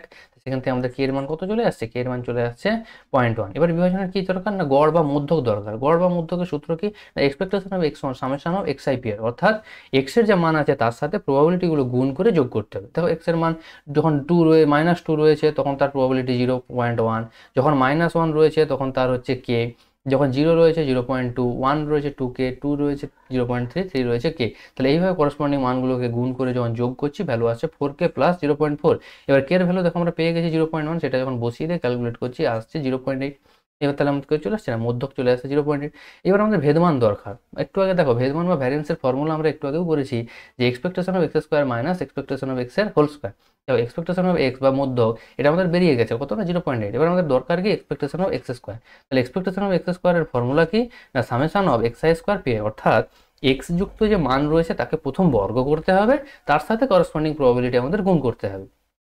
তাহলে দেখো -2 এর বর্গ কত 4, তার সাথে 0.1 গুণ, তাহলে 0.4। একই রকম -1 এর বর্গ 1, তার সাথে কে গুণ, 0 এর বর্গ তো 0ই থাকছে, তার সাথে যাই গুণ করি 0 থাকছে, পরেরটা 1 এর বর্গ 1, তার সাথে 2k, 2 এর বর্গ হচ্ছে 4, 4 এর সাথে 0.3 গুণ করলে 1.2, এবং 3 এর বর্গ 9, 9 এর সাথে কে গুণ করলে 9k। তাহলে এইটা যোগ করা হয়েছে, আবারও সেই একইভাবে কে এর মান বসিয়ে দেওয়া হয়েছে 0.1, ভ্যালু আসছে কত 2.8। তাহলে আমাদের ভেদ মান কি, এক্সপেকটেশন অফ এক্স স্কোয়ার যার মান পেয়েছি 2.8 মাইনাস এক্সপেকটেশন অফ এক্স এর হোল স্কোয়ার, অর্থাৎ 0.8 এর স্কোয়ার, 0.8 এর স্কোয়ার কত 0.64। তারা সেটা ক্যালকুলেট করে সাবট্রাক্ট করলে আসছে 2.16, অর্থাৎ আমাদের মধ্যক বা গড় সেটা চলে আসছে কত 0.8, ভেদমান আসছে 2.16। ঠিক আছে, একদম সহজ অঙ্ক এটা, তোমাদের খুব সহজভাবে কিন্তু 4 নাম্বার পেতে পারো। ঠিক আছে, নেক্সট দেখো দেওয়া রয়েছে 5 নম্বরের অঙ্ক, মান নির্ণয় করতে দেওয়া রয়েছে। এটা একটা ডেফিনেট ইন্টিগ্রালের অঙ্ক, অর্থাৎ নির্দিষ্ট সমাকলন। দেখো নির্দিষ্ট সমাকলনের ক্ষেত্রে আমাদের টার্গেট রয়েছে কি না, যখন এই টাইপের লিমিট টেন্ডিং টু ইনফিনিটির অঙ্ক থাকবে এর ক্ষেত্রে দুটো ফর্মুলা আমাদের খেয়াল রাখতে হবে, যে যার মান পরিবর্তন হচ্ছে, অর্থাৎ আর এর মান হয় 0 থেকে n-1 পর্যন্ত থাকতে হবে বা 1 থেকে n পর্যন্ত থাকতে হবে। আর এর মান বলতে যার মান পরিবর্তন, যখন অঙ্কটা দেওয়া রয়েছে সেখানে দেখো অঙ্কটা দেওয়া রয়েছে তোমাদের এইখান থেকে এই পার্ট পর্যন্ত, কার মান পরিবর্তন হয়েছে দেখো এই জায়গাটা পরিবর্তন হচ্ছে, এই জায়গাটা দেখো 1 ছিল 2 হয়েছে এবং ডট ডট করে n-1। তাহলে 1 থেকে n-1 পর্যন্ত পরিবর্তনটা তোমাদের দেওয়া ছিল, কিন্তু আমাদের নিয়মই আছে কি হয় 0 থেকে n-1 থাকতে হবে, নাহলে 1 থেকে n থাকতে হবে। তাহলে 1 থেকে n পর্যন্ত নেই, 1 থেকে আছে n-1, তাহলে হয় 0 যুক্ত টার্মটা আনতে হবে বা n যুক্ত টার্মটা আনতে হবে। এটা মিসিং আছে, যে কোনো একটা দিকে আমরা করতে পারবো, কিন্তু n যুক্ত টার্মটা এখানে আনতে পারবো না, কারণ তোমরা যদি একটু রিদিমটা খেয়াল করে দেখো তাহলে আমাদের n যুক্ত টার্মটা কত হবে 1/√n² - n²। ঠিক আছে, কারণ প্রথম টার্ম যদি n² - 1² হয়, দ্বিতীয়টা 1² - 2² হয়, তাহলে লাস্টের টার্ম n² - n², n যুক্ত টার্ম। কিন্তু এই মানটা এই টার্মটা কেন আনতে পারবো না, কারণ এই টার্মটা ইনভ্যালিড, কারণ এটা চলে আসে 1/0, এটা ইনভ্যালিড টার্ম, সেই জন্য এটা আনতে পারবো না। সেই জন্য আমাদের কি করা হয়েছে 0তম টার্মটাকে আনা হয়েছে। তার 0তম টার্মটা কোথায় থাকবে না, ফার্স্ট টার্মের আগে থাকবে, এখানে কি 1 এর পরিবর্তে 0 থাকবে। ঠিক আছে, ঠিক আছে, তাহলে সেইটা করা হলো। তাহলে সেইটা যখনই অ্যাড করছি তাহলে মানের পরিবর্তন ঘটানো হলো, সেই মানের পরিবর্তনটাকে বজায় রাখার জন্য তাকে কি করতে হবে না, আবার যেহেতু যোগ করেছিলাম এখানে একটা বিয়োগ করে দিতে হবে, যদিও আমাদের সেটা আলটিমেট কন্ট্রিবিউশন থাকছে না, কিন্তু আমাদের বিয়োগটা দেখাতে হবে। হয়ে গেল। এবার নেক্সট টার্ম কি, নেক্সট টার্ম কাজ হচ্ছে আমাদের ফর্মে আনার জন্য 1/n বাইরে কমন বের করতে হবে, কারণ আমাদের ফর্মটা ছিল limit n tending to infinity 1/n summation r equal to 1 to n বা 0 to n-1, যখন যেটা অ্যাপ্লাই করবে f of r by n, এই ফর্মে আনতে হবে। বা f of r by n না বলে আরেকটা ফর্মও তোমরা ইউজ করতে পারো, limit h tending to 0 h summation r equal to 1 to n f of rh, একই কথা, তোমরা যে কোনো ফর্ম ইউজ করতে পারো। তাহলে এই ফর্মে যদি আনতে হয় তাহলে প্রতি ক্ষেত্রে কি দরকার, আমাদের বাইরে একটা 1/n দরকার, তাহলে আমাদের নিচ থেকে একটা n কমন নিতে হবে। আর প্রশ্ন হচ্ছে নিচ থেকে n কোথায় পাবো না, পাবো না, পাওয়া সম্ভব না। সেই জন্য কি করা হলো, রুটের ভিতর থেকে n² কমন নেওয়া হলো। যখনই রুটের ভিতর থেকে n² কমন নেবো সে রুটের বাইরে এলে 1/n আসবে। সেইভাবে প্রত্যেকটা টার্ম থেকে যখন একটা করে n² কমন নেবো একটা কি 1/n বাইরে বেরিয়ে আসবে। সেই জন্য দেখো প্রথম টার্মটা চেঞ্জ হয়ে কি n² চলে গেলে এটা 1 হয়ে যাবে, 0 থেকে যেহেতু কমন দিতে পারবে না তাই n হয়ে যাবে, যদিও 0-এর ক্ষেত্রে যে কোনো কমন নেওয়া যায় সমস্যা নেই, শুধু আমি ফর্মটাকে বজায় রাখার জন্য 0/n করেছি, কারণ 0/n মানেও 0। দ্বিতীয়টা কি হলো না, দ্বিতীয়টাতে প্রথম টার্মটাকে এন স্কোয়ার থেকে এন স্কোয়ার যখন চলে যাচ্ছে তখন এটা 1 হয়ে যাচ্ছে, আর 1 তো এন স্কোয়ার দিতে পারবে না, সেই জন্য 1/n এর হোল স্কোয়ার হয়ে যাচ্ছে, একইভাবে 2/n এর হোল স্কোয়ার এবং লাস্টে একটা n-1/n এর হোল স্কোয়ার। এবং যে টার্মটাকে আমরা কি করেছিলাম না অ্যাডজাস্ট করার জন্য বিয়োগ করেছিলাম, সেই টার্মটা দেখো নর্মাল, যেহেতু এটা অ্যাডজাস্টমেন্ট তাই এর জন্য কোনো পার্টিকুলার ফর্মুলার প্রয়োজন বা কোনো ফর্মে ফেলার কোনো প্রয়োজন নেই। আমরা ডাইরেক্ট বলতে পারি যেহেতু 1/n এসছে, n যদি ইনফিনিটির দিকে যায় 1/n কার দিকে যায় 1/∞, আর 1/∞ মানে তার মানটা 0 দিকে যাবে, সেই জন্য পরের বার দেখো পরের লাইনে এটাকে 0 করে দেওয়া হয়েছে, অর্থাৎ এর কোনো কন্ট্রিবিউশন থাকবে না, কিন্তু প্রথম যখন তোমরা অ্যাডজাস্ট করবে তোমাদের কিন্তু এটা দেখাতে হবে, ঠিক আছে। তাহলে প্রথম পার্টটা কি চলে এলো না, প্রথম পার্টটায় দেখো 1/n বাইরে চলে আসছে এবং তারপরে যে ভেতরে যেটা আসছে সেই ভেতরের পার্টটা দেখো একটা জায়গাতেই চেঞ্জ হচ্ছে, এই জায়গাটা 0 আছে, পরের লাইনে এই জায়গাতেই 1 হয়েছে, পরের লাইনে তো পরের টার্মে এটাতেই 2 হয়েছে, তাহলে এই জায়গাতে ওই জায়গাটায় পরিবর্তন হচ্ছে, তাহলে আমরা বলতে পারি কি না ওটাই আমাদের আর এর মতো কাজ করছে, সেইটাই দেখো পরের লাইনে লেখা হয়েছে 1/n summation r = 0 to n-1 1/√1 minus r/n এর হোল স্কোয়ার। তাহলে এই ফর্মে আমরা এটা সহজেইভাবে ফেলে দিতে পারি। এবার আমাদের দেখো আর থেকে n থেকে আমরা এইচও কনভার্ট করে ফেলতে পারি, তার জন্য আমাদের কি বেসিক জানতে হবে না h = 1/n, অর্থাৎ যেখানে যেখানে 1/n পাবো তার পরিবর্তে আমরা h বসিয়ে দিতে পারি, সেক্ষেত্রে আমাদের পরিবর্তন কি হবে না nটা যেখানে ইনফিনিটির দিকে যাচ্ছিল সেখানে hটা 0 দিকে যাবে, ঠিক আছে। সেই জন্য পরের লাইন দেখো h = 0, h tending to 0, h summation of r = 0 to n-1 1/√1 minus R h এর হোল স্কোয়ার, এটা কিন্তু পরের লাইনে লেখা হয়েছে। এবার এই ফর্মে প্রকাশ করার সুবিধা কি না নেক্সট লাইনে আমরা লিখতে পারবো integration 0 to 1 fx dx। fx বলতে এখানে তাহলে প্রশ্ন হচ্ছে x কার পরিবর্তে বসাবো না যেখানে যেখানে আমরা আর এইচ পাবো তার পরিবর্তে আমরা x রিপ্লেস করব, ঠিক আছে। তাহলে সেটা যদি আমরা রিপ্লেস করি পরের লাইনে আমাদের কত চলে আসবে 0 to 1 integration 1/√1 minus x square. কারণ দেখো আর এইচ বলতে কোন জায়গাটায় আর এইচ ছিল, এই জায়গাটায় আর এইচ ছিল, ঠিক আছে। কারণ তোমাদের ডাইরেক্ট ফর্মুলা দেখো এফ অফ আর এইচ, তাহলে এই আর এইচ এর পরিবর্তে আমি এক্স রিপ্লেস করলে তাহলে আমাদের যে অরিজিনাল যে যেখানে যেখানে আর এইচ পাবো সেখানে আমাদের এক্স রিপ্লেস হবে, তো সেই জন্য 1/√1 মাইনাস এক্স স্কোয়ার চলে আসছে। এর ইন্টিগ্রেশন কত হয় sign inverse x, sign inverse x এর ক্ষেত্রে আপার লিমিট লোয়ার লিমিট বসালে আসবে সাইন ইনভার্স 1, সাইন ইনভার্স 1 মানে π/2, আর সাইন ইনভার্স 0 মানে 0, তারপরে π/2 মাইনাস 0 অর্থাৎ π/2 হয়ে যাচ্ছে আমাদের সঠিক উত্তর, ঠিক আছে। নেক্সট দেখো ডেফিনিট ইন্টিগ্রাল দেওয়া রয়েছে 0 to π x tan x by sec x plus tan x dx, এর মান দেখাতে হবে হাফ অফ পাই ইন্টু π-2। তাহলে এর প্রমাণটা করার জন্য আমাদের কি করে নিয়েছি যে বাঁ দিকে যে পার্টটা রয়েছে তাকে আমরা i বলে ধরে নিচ্ছি, ঠিক আছে। এরপরের কাজ কি, এই যে tan x কে লিখেছি sin x by cos x, sec x কে লিখেছি 1/cos x, আর নিচের যে tan x তাকেও চেঞ্জ করে লিখেছি sin x by cos x। তাহলে অল ওভার লসাগু আমাদের কত হয়ে যাচ্ছে cos x হয়ে যাচ্ছে লসাগু, তাহলে উপরে cos x লসাগু আর নিচের cos x লসাগু একে অপরের সাথে ক্যান্সেল আউট হয়ে গিয়ে আমাদের পড়ে থাকছে x sin x by 1 plus sin x। Next কাজ কি করছি, আমাদের একটা ফর্মুলা ছিল integration 0 to a fx dx সমান integration 0 to a f of a minus x dx, অর্থাৎ x এর পরিবর্তে আমরা a minus x বসাতে পারি। এখন a বলতে কে কাজ করছে, a বলতে কাজ করছে পাই, তাহলে x এর পরিবর্তে পাই মাইনাস x আমরা কিন্তু পরের লাইনে বসিয়ে দিয়েছি এই ফর্মুলাটা অ্যাপ্লাই করার জন্য। ডেফিনেট ইন্টিগ্রালে এরকম 3-4টে ফর্মুলা তোমাদের রয়েছে, সেই ফর্মুলা অ্যাপ্লাই করে কিন্তু আমাদের অঙ্কগুলো হবে, তোমরা কিন্তু ফর্মুলাগুলোকে মুখস্থ করতে হবে, ঠিক আছে। নেক্সট লাইনে সেটা করা হলো। এবার দেখো sine of pi minus X অর্থাৎ সাইন অফ 180 মাইনাস থিটা, সেটা সাইন এক্সই থাকে, সেই জন্য উপরে যেখানে যেখানে sine of pi minus X ছিল সেখানে কিন্তু সাইন এক্স বজায় থাকলো। এরপরের লাইনে কি করা হয়েছে, এই পাই মাইনাস এক্সের সাথে উপরে যে সাইন এক্স সেইটা কি হচ্ছে স্প্লিট করে দেওয়া হয়েছে, একবার পায়ের সাথে গুণ একবার এক্সের সাথে গুণ, স্প্লিট করে ইন্টিগ্রেশনটাকে স্প্লিট করে দেওয়া হলো।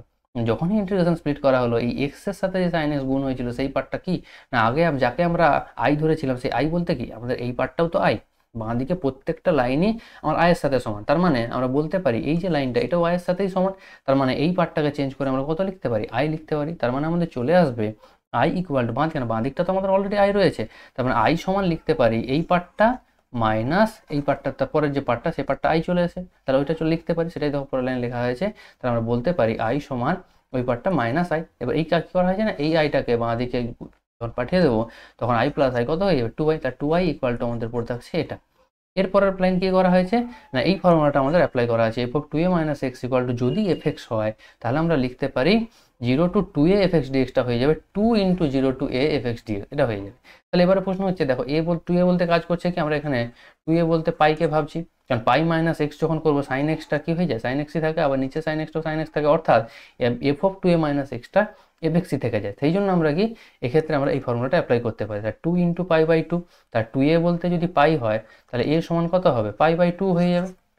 আমাদের ফর্মুলা কী ছিল, টু সমান 2 × 0 to a, তাহলে a বলতে কত 5/2, সেটাই হয়ে গেছে দেখো 2 × 0 to a, আর এই পাইটা আগের পাই যেমন ছিল তেমন আছে, তার ফর্মুলার এই 2 আর পরে পাওয়ারটা কী হয়েছে হাফ হয়ে গেছে, ঠিক আছে, তাহলে 5/2 আর ভেতরটা যেমন ছিল f(x) সেটা কিন্তু বজায় আছে।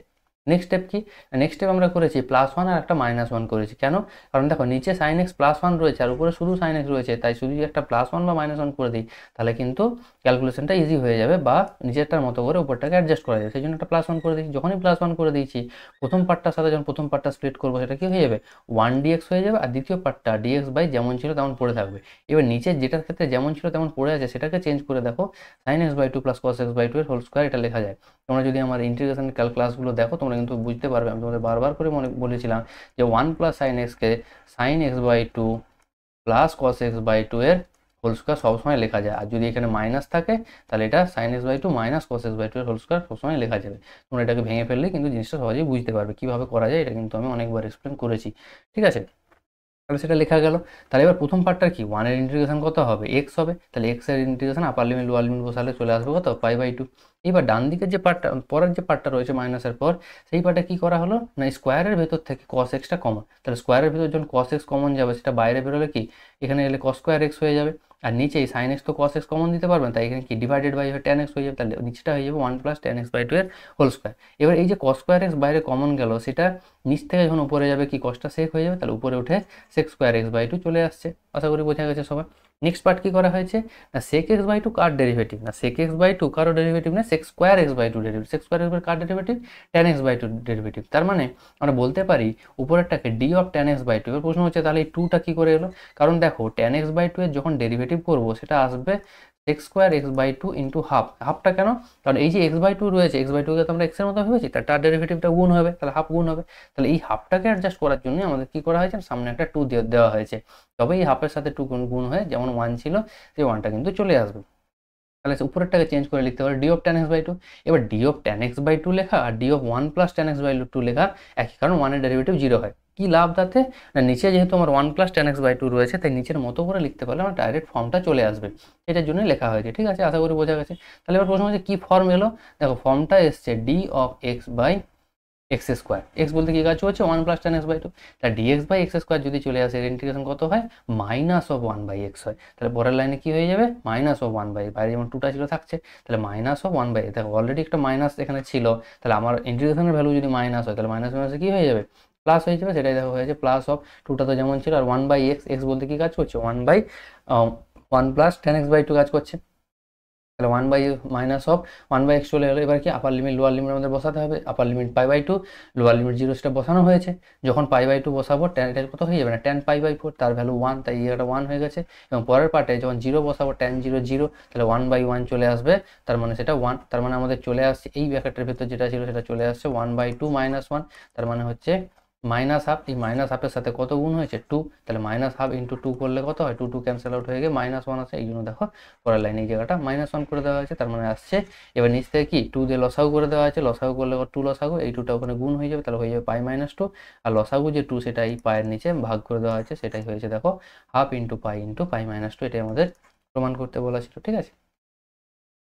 নেক্সট যে অঙ্কটা তোমাদের বলা রয়েছে এটা তোমাদের চরম মান থেকে দেওয়া রয়েছে এবং সেটা তোমাদের এসএনদে বইতে রয়েছে পেজ 550, তোমরা উদাহরণ নম্বর 19 করে দেওয়া আছে, সেখানে গিয়ে তোমরা দেখতে পারো, বা এই টাইপের প্রমাণ কিন্তু আমি তোমাদের চরমোমের যে এর আগে যে ভিডিওটা তোমাদের সাঁতরা থেকে আপলোড করেছি তার লিঙ্ক আমি দিয়ে দিচ্ছি, সেখানে গিয়ে দেখতে পারো, সেখানে কিন্তু চরমোমের কি কনসেপ্ট কেন করতে হবে সেটা কিন্তু আমি এক্সপ্লেন করার চেষ্টা করেছি, ঠিক আছে, তোমরা কিন্তু ওই ভিডিওগুলো অবশ্যই দেখবে, তাহলে কিন্তু অনেক জিনিসকে তোমরা কিন্তু সাহায্য পাবে, এবং আমি নেক্সট যে এই যে টেস্ট পেপার করাচ্ছি WBT এর কিন্তু অনেক কিছু আমি কিন্তু সেই পুরোনো ভিডিও থেকে রেকমেন্ড করে দেবো বা ভিডিওর লিঙ্ক বলে দেবো, কারণ আমি ওখানে ডিটেলসে এক্সপ্লেন করেছি, ঠিক আছে, আর কিন্তু দ্বিতীয়বার এক্সপ্লেন করবো না, শুধুমাত্র নতুন যেগুলো পাবো সেগুলো এক্সপ্লেন করবো, এই জন্য তোমাদের বারবার বলছি তোমরা চেষ্টা করো রিসেন্ট এবং যতগুলো test paper related question solve করানো আছে সেই ভিডিওগুলো দেখে নাও, তোমরা অবশ্যই নতুন কিছু শিখতে পারবে এবং ভালোভাবে শিখতে পারবে, সেটাও কিন্তু আমি বলছি, ঠিক আছে, তোমরা কিন্তু দেখো, দেখলে কিন্তু বুঝতে পারবে।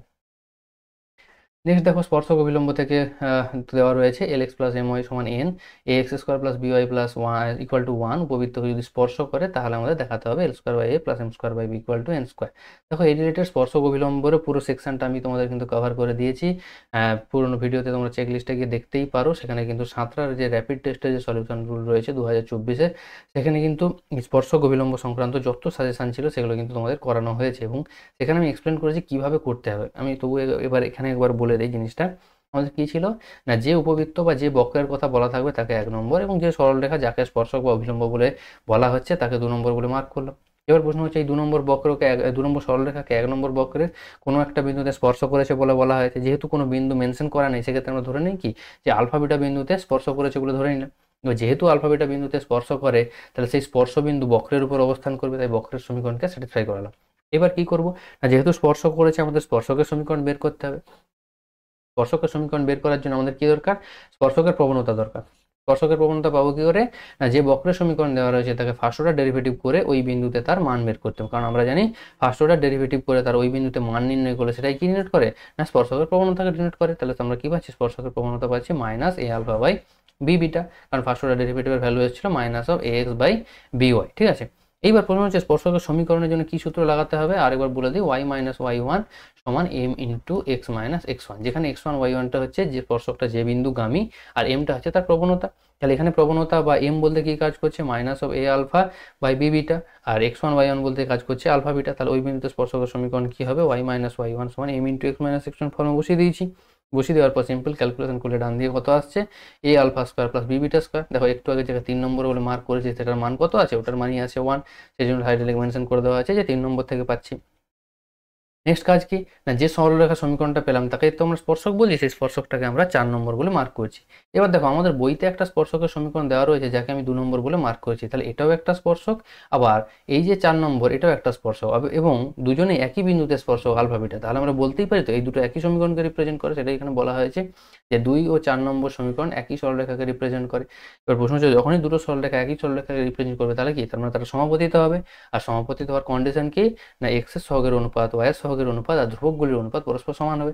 তাহলে দুটো সমীকরণে 2 নম্বর আর 4 নম্বর যে সমীকরণ তার এক্স এর সহগের অনুপাত ওয়াই এর সহগের অনুপাত এবং ধ্রুবকগুলির অনুপাতকে সমান করা হয়েছে।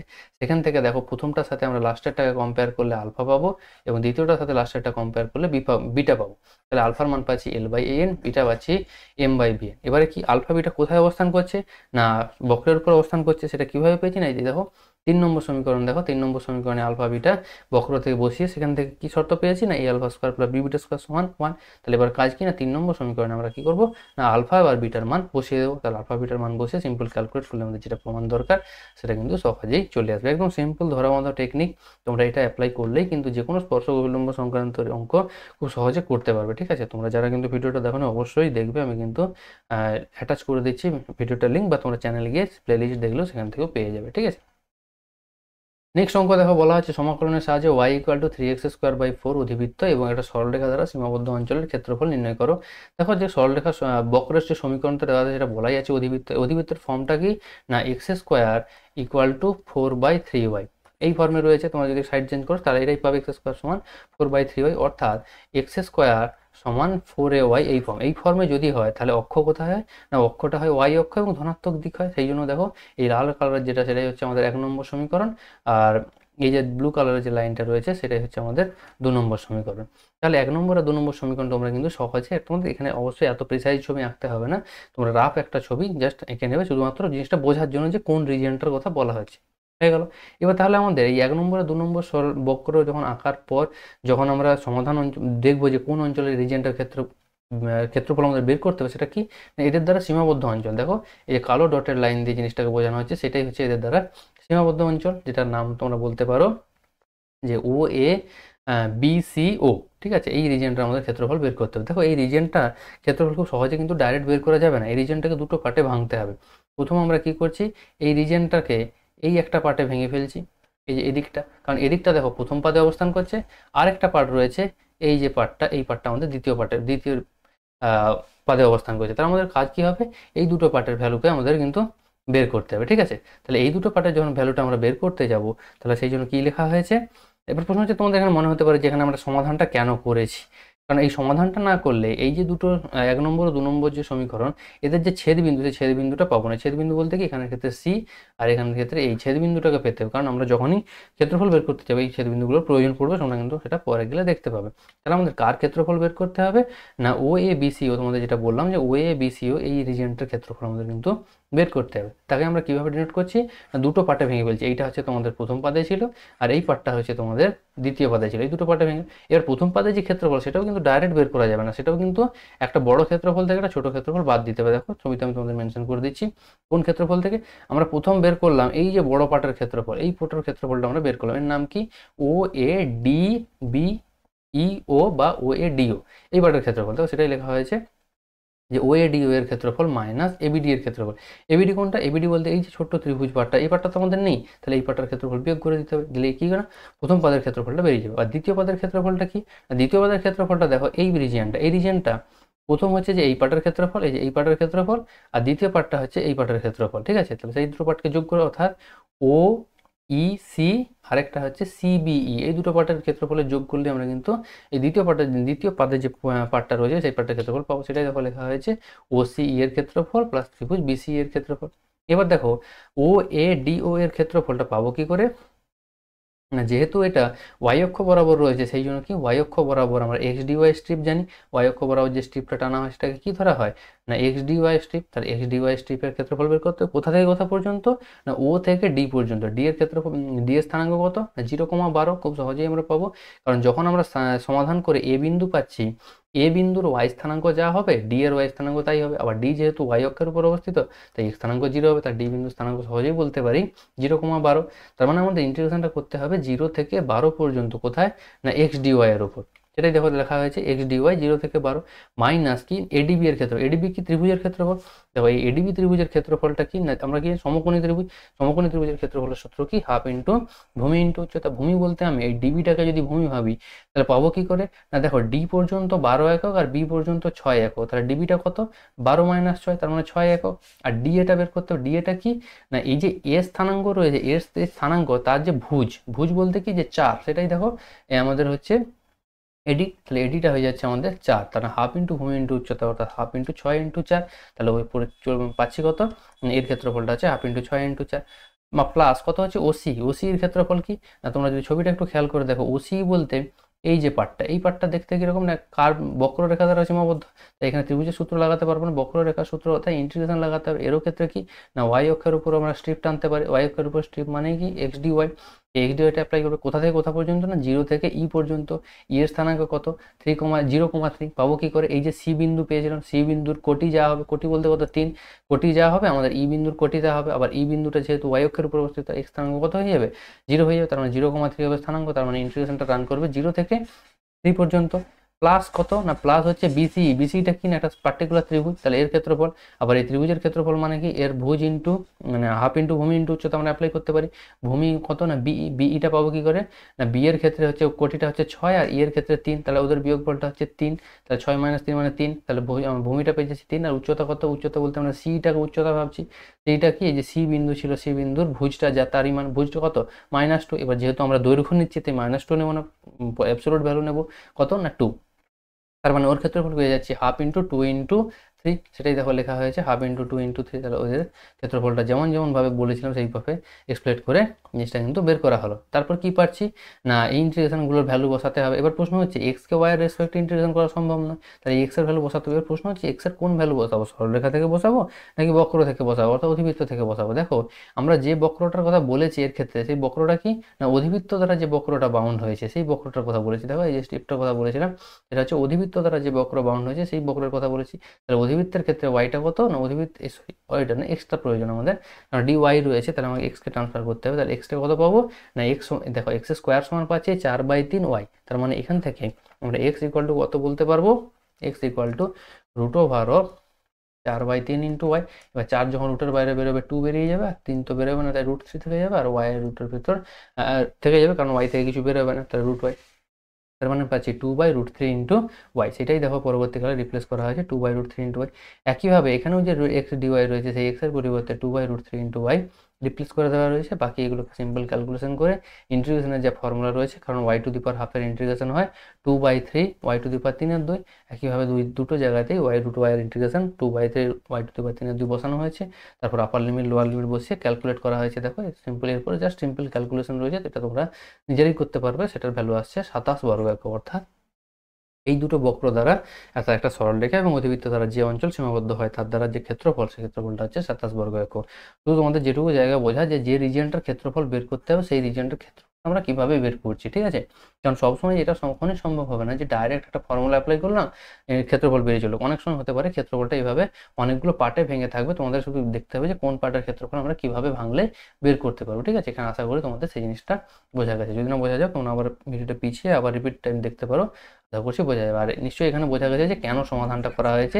এই সমাধানটা করা হয়েছে কারণ এই যে ছেদবিন্দু সি আর এ, আমাদের ছবিতে সি আর এ এই দুটো বিন্দু পাওয়ার জন্য। কারণ যতক্ষণ না এই ছেদবিন্দু পাবো ততক্ষণ আমরা কিন্তু ইন্টিগ্রেশন রান করাতে পারবো না, বা অনেকগুলো যে ভ্যালু আছে সেই ভ্যালুগুলো বের করতে পারবো। সেইটার জন্যই আমাদের কিন্তু এই সমাধান করা হয়েছে। আমরা সবসময় জানি যে দুটো বক্ররেখার সমাধান করলে তাদের ছেদবিন্দু পাই, সেই জন্য এদের সমাধান করে এদের যে ছেদবিন্দু সেটা কিন্তু পাওয়া হয়েছে, ঠিক আছে? নেক্সট অঙ্ক বলা আছে, দেখো একটি সরলরেখা গতিশীল কণা তার একটা সমীকরণ মেনে চলে। কোনো সরলরেখায় গতিশীল একটা কণা তার একটা সমীকরণ মেনে চলছে, দেখাতে হবে কণাটি সমতরণে চলে। দেখো যে সমীকরণ মেনে চলেছে সেই কণাটি, প্রথম সেই পথটা আমাদের বের করতে হবে যে কোন পাথ মেনে চলে কণাটি চলছে। সেটার জন্য কি করা হলো না, ভেরিয়েবল সেপারেশন করার চেষ্টা করা হলো, কিন্তু ভেরিয়েবল সেপারেশন এখানে পসিবল নয়, কারণ এখানে এক্স আর টি এর রেসপেক্টে দেওয়া রয়েছে। তাই সেজন্য আমাদের যখনই আমরা ডিএক্স ডিটি বের করলাম, সেটা কি ফর্মে চলে এলো না, আমাদের রৈখিক যে সরল সমীকরণ, সেই সরল সমীকরণের ফর্ম কি, আমাদের সরল সমীকরণ ফর্ম হচ্ছে DY DX plus P Y সমান কিউ, যেখানে পি কিউ হচ্ছে এক্স এর ফাংশন। এই ফর্মে চলে এসেছে, যেখানে ওয়াই বলতে এক্স রয়েছে এবং এক্স বলতে টি রয়েছে, সেই ফর্মে চলে এসেছে। তাহলে এক্ষেত্রে আমাদের সমাধান কি করে করতে হয়, ইন্টিগ্রেটিং ফ্যাক্টর বের করতে হয় বা সমাকলন গুণাঙ্ক বের করতে হয়। সমাকলন গুণাঙ্কটা কি, ই টু দি পাওয়ার পিডিএক্স, এখানে এক্স বলতে আমাদের টি রয়েছে, তাই ই টু দি পাওয়ার পিডিটি হবে। পি বলতে কি কাজ করছে, -2/t। তাহলে সেক্ষেত্রে ইন্টিগ্রেশন করলে আমাদের সিম্পল ক্যালকুলেশন করলে আছে 1/t²। এখানে শুধু খেয়াল রাখতে হবে এই -2 যখন টি এর পাওয়ারে যাবে তখন হয়ে যাবে log of t to the power -2। T to the power -2 মানেই 1/t², সেই জন্য আসছে লগ অফ 1/t²। এবার আমরা জানি কি ই টু দি পাওয়ার লগের বেস যদি সেম থাকে তাহলে লগটা উঠে যায় এবং ই টু দি পাওয়ারটাও ক্যান্সেল আউট হয়ে যায়, চলে আসে 1/t²। নেক্সট টেকনিক কি আছে না, ইন্টিগ্রেটিং ফ্যাক্টর দিয়ে সমীকরণকে গুণ করতে হয়। তাহলে 1 নম্বর সমীকরণকে ইন্টিগ্রেটিং ফ্যাক্টর দিয়ে গুণ করে দেওয়া হলো উভয় পক্ষে। তাহলে বাঁ দিকটা কি হয়, বাঁ দিকটা ডাইরেক্ট ফর্ম চলে আসে DT of X into 1 by integrating factor বলতে 1/t², তাহলে এক্স ইন্টু 1/t² চলে এলো। আর ডান দিকে -1কে গুণ করলে মাইনাস অফ 1/t² চলে আসছে। আর বাঁ দিকে কি করা হয়েছে, তারপর এই ডিটিটাকে ডান দিকে গুণ করে দেওয়া হয়েছে, আর ডান দিকটা হয়ে যাচ্ছে -1/t² ডিটি। এবার বোথ সাইডে কি করা হয়েছে না, সমাকলন করে দেওয়া হয়েছে। না ডি অফ x/t² এর সমাকলন করলে কত হয়, x/t², আর ডান দিকে -1/t² dt এর ইন্টিগ্রেশন করলে হয় 1/t, কারণ আমরা একটু আগে দেখেছি 1/t² এর ইন্টিগ্রেশন হচ্ছে -1/t, আর যেহেতু এখানে অলরেডি মাইনাস আছে তাই মাইনাস প্লাস হয়ে শুধু 1/t চলে আসবে। এবার দেখো বোথ সাইডে সিটা কি সমাকলন ধ্রুবক, এটা যদি বোথ সাইডে t² দিয়ে যদি গুণ করে দেওয়া হয় তাহলে আমরা চলে আসছি x সমান t প্লাস t²। এটা কি পেলাম না, কণাটি যে পাথ বরাবর গতিশীল সেই পাথের সমীকরণ, অর্থাৎ যে পথ বরাবর গতিশীল সেই বক্রের সমীকরণ, ঠিক আছে? সেই বক্রের সমীকরণটা পেলাম।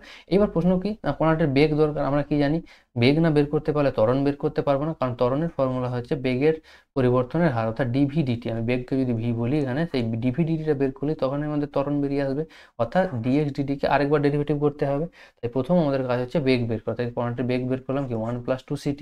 নেক্সট কাজ কি, কণাটির ত্বরণ বের করে আরেকবার ডেরিভেটিভ করা, যখনই আরেকবার ডেরিভেটিভ করছি টি এর রেসপেক্টে কত চলে আসছে 2c, অর্থাৎ আমরা সিটাকে ধরেছিলাম সমাকলন ধ্রুবক অর্থাৎ কনস্ট্যান্ট, তার সাথে 2 গুণ হয়েছে, তার মানে কি ধ্রুবক কি থাকছে, অর্থাৎ কণাটির ত্বরণ ধ্রুবক। ত্বরণ ধ্রুবক মানে কি, একটা নির্দিষ্ট হারে কণাটি সমবেগে গতিশীল আছে, ঠিক আছে? সমত্বরণে গতিশীল আছে, সেটা আমরা সহজেই বলতে পারবো। কারণ ত্বরণ ধ্রুবক দেখাতে পারলে সেটা সমত্বরণে গতিশীল সহজে বলতে পারবো, কিন্তু এটা কখনোই বলতে পারবো না যে সমবেগে গতিশীল, কারণ বেগের ক্ষেত্রে দেখো টাইমের উপর নির্ভর করছে, কারণ টি পরিবর্তন হলে বেগের মান পরিবর্তন হয়ে যাবে। তাই বেগটা সমবেগে গতিশীল এটা বলতে পারবো না, কিন্তু ত্বরণটা সমত্বরণে গতিশীল এটা কিন্তু সহজেই বলতে পারবো, কারণ ত্বরণটা 2c একটা ধ্রুবক মান আসছে, ঠিক আছে? নেক্সট অঙ্ক দেওয়া আছে, দেখো দুটো সরলরেখার ভেক্টর সমীকরণ দেওয়া রয়েছে, দুটি সরলরেখার মধ্যবর্তী দূরত্ব নির্ণয় করতে হবে। দেখো এক্ষেত্রে তোমাদের দূরত্ব নির্ণয়ের যে ফর্মুলাটা, এই ফর্মুলাটা মনে রাখলেই হবে। শুধু ফর্মুলা মনে রাখতে হবে এবং ফর্মুলার সিগনিফিকেন্স মনে রাখতে হবে। সেটা কি না, প্রথম সরলরেখাটি যে বিন্দুগামী, আমাদের যে কোনো সরলরেখার সমীকরণ কি r = a plus lambda B. এইটা হচ্ছে ফর্ম, যেখানে এটা হচ্ছে যে বিন্দুগামী আর বিটা হচ্ছে যার সমান্তরাল। ঠিক আছে, তাহলে প্রথম সরলরেখাটা কোন বিন্দুগামী দেখো, এ বলতে কাজ করছে আই প্লাস জে, এবং যার সমান্তরাল অর্থাৎ এই যে কনস্ট্যান্ট ল্যামডা, এই ল্যামডার সাথে যেটা থাকছে কত থাকছে, two i minus j plus k, তাহলে এর সাথে সমান্তরাল, সেটা মেনশন করে দিলাম। কারণ আমরা নোটেশনগুলো দেওয়ার জন্য এই জিনিসটাকে আবার দ্বিতীয়বার লিখছি, তোমাদের কিন্তু বলে দিতে হবে। কেউ যদি ডাইরেক্ট ফর্মুলা লাগিয়ে দেবো সেখানে কিন্তু উত্তর চলে আসবে, কিন্তু এই A1 A2 আর B1 B2 বলতে কি, সেটা কিন্তু তোমাদের এক্সপ্লেন করে দিতে হবে যে A1 A2 হচ্ছে দুটো সরলরেখার যে বিন্দুগামী, আর B1 B2 হচ্ছে তারা যায় যে সরলরেখার সমান্তরাল, সেই সমান্তরাল ভেক্টরগুলো, এটা তোমাদের মেনশন করে। এই জন্য উপরের লাইনে কিন্তু ওই জিনিসগুলোকে আমি প্রথমে এক্সপ্লেন করছি। আবার বলেছি কিনা দ্বিতীয় সরলরেখাটি এই বিন্দুগামী, তাকে A2 বলছি, আবার যে সরলরেখার সাথে সমান্তরাল তাকে B2 বলছি। তাহলে তাদের মধ্যে দূরত্ব নির্ণয় সূত্র কি, A2 minus A1 dot B1 cross B2 by mod B1 cross B2 তার হোল মড। ঠিক আছে, এটা হোল মডটা দেওয়া হয় কেন, কারণ বাই চান্স যদি ডট প্রোডাক্ট নেগেটিভ আসে, কিন্তু আমাদের দূরত্ব তো কখনো ঋণাত্মক হতে পারে না, সেই জন্য একটা হোল মড দেওয়া থাকে। এর প্রশ্ন হচ্ছে A2 মাইনাস E1, দেখো সহজে ভেক্টরের যে বিয়োগের নিয়ম, আই ক্যাপের সাথে আই ক্যাপ বিয়োগ, জে ক্যাপের সাথে জে ক্যাপ, কে ক্যাপের সাথে কে ক্যাপ বিয়োগ করলে আসে A2 মাইনাস E1টা আসছে আই মাইনাস কে। একইভাবে B1 ক্রস B2 দুটো ভেক্টরের ক্রস প্রোডাক্ট নির্ণয় করার জন্য ডিটারমিনেন্ট পদ্ধতিটা খুব সহজ। কেউ চাইলে তোমরা এক্সপ্লিসিটলি ভেঙেও যে পদ্ধতি রয়েছে সেটাও করতে পারো ক্রস প্রোডাক্ট, কিন্তু সেটা মাঝে মধ্যে মানে অনেক বেশি কমপ্লিকেটেড এবং বাই চান্স ভুল হওয়ার চান্স থাকে, কিন্তু ডিটারমিনেন্ট পদ্ধতিতে আমি রেকমেন্ড করবো তোমরা করবে। তাহলে সেটা অ্যাপ্লাই করে কত পাচ্ছি, 3i minus J minus 7k।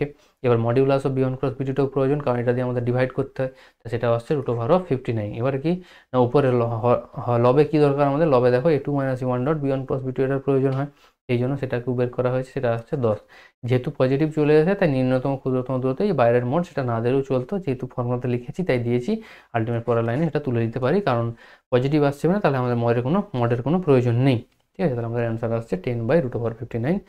Next অঙ্ক দেখো 3 মাইনাস 4 মাইনাস 5 এবং 2 মাইনাস 3 1 দুটি বিন্দু সংযোজক সরলরেখা, এই তিনটে বিন্দুগামী যে সমতলকে যে বিন্দুতে ছেদ করে তার স্থানাঙ্ক বের করতে হবে। দেখো প্রথম কাজ হচ্ছে আমাদের সমতলের সমীকরণ বের করা, তিনটে বিন্দুগামী সমতলের সমীকরণ বের করা সহজ টেকনিক ছিল। Determinant of x minus x1 y minus y1 z minus z1 x2 minus x1 y2 minus y1 z2 minus z1 x3 minus x1 y3 minus y1 z3 minus z1, তার ডিটারমিনেটের ভ্যালুটা যদি 0 করি তাহলে সেটা যা ভ্যালু আসবে calculate করলে সেটাই হচ্ছে আমাদের সমতলের সমীকরণ। তোমরা কিন্তু সমতলের রিলেটেড যে ফর্মুলাটা রয়েছে ফর্মুলাগুলো ভালো করে দেখবে, ঠিক আছে।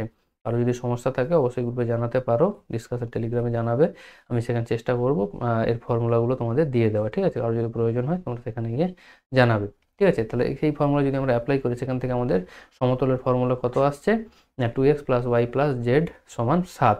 এখানে তোমরা যে কোনো বিন্দুকে x1 y1 z1, যে কোনোটাকে x2 y2 z2, x3 y3 z3 ধরতে পারো। আমি প্রথমটা যে অর্ডারে রয়েছে প্রথমটাকে x1 y1 z1, তারপর x2 y2 yz2, তারপর x3 y3 z3 ধরেছি, যাতে বুঝতে সুবিধা হয়, কোনো কমপ্লিকেটেড না থাকে।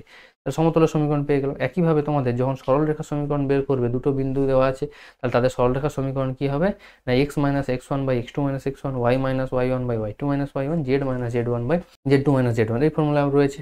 এবার তোমার যেটা যে কোনো একটাকে x1 y1 z1, আবার অপরটাকে x2 y2 z2 ধরতে পারো। আমি প্রথমটাকে x1 y1 z1, দ্বিতীয়টাকে x2 y2 z2 ধরেছি, তো ক্যালকুলেট করে দেখো একটা সরলরেখার সমীকরণ, যেটাকে আমরা 2 নম্বর বলছি, সেটা পাচ্ছি।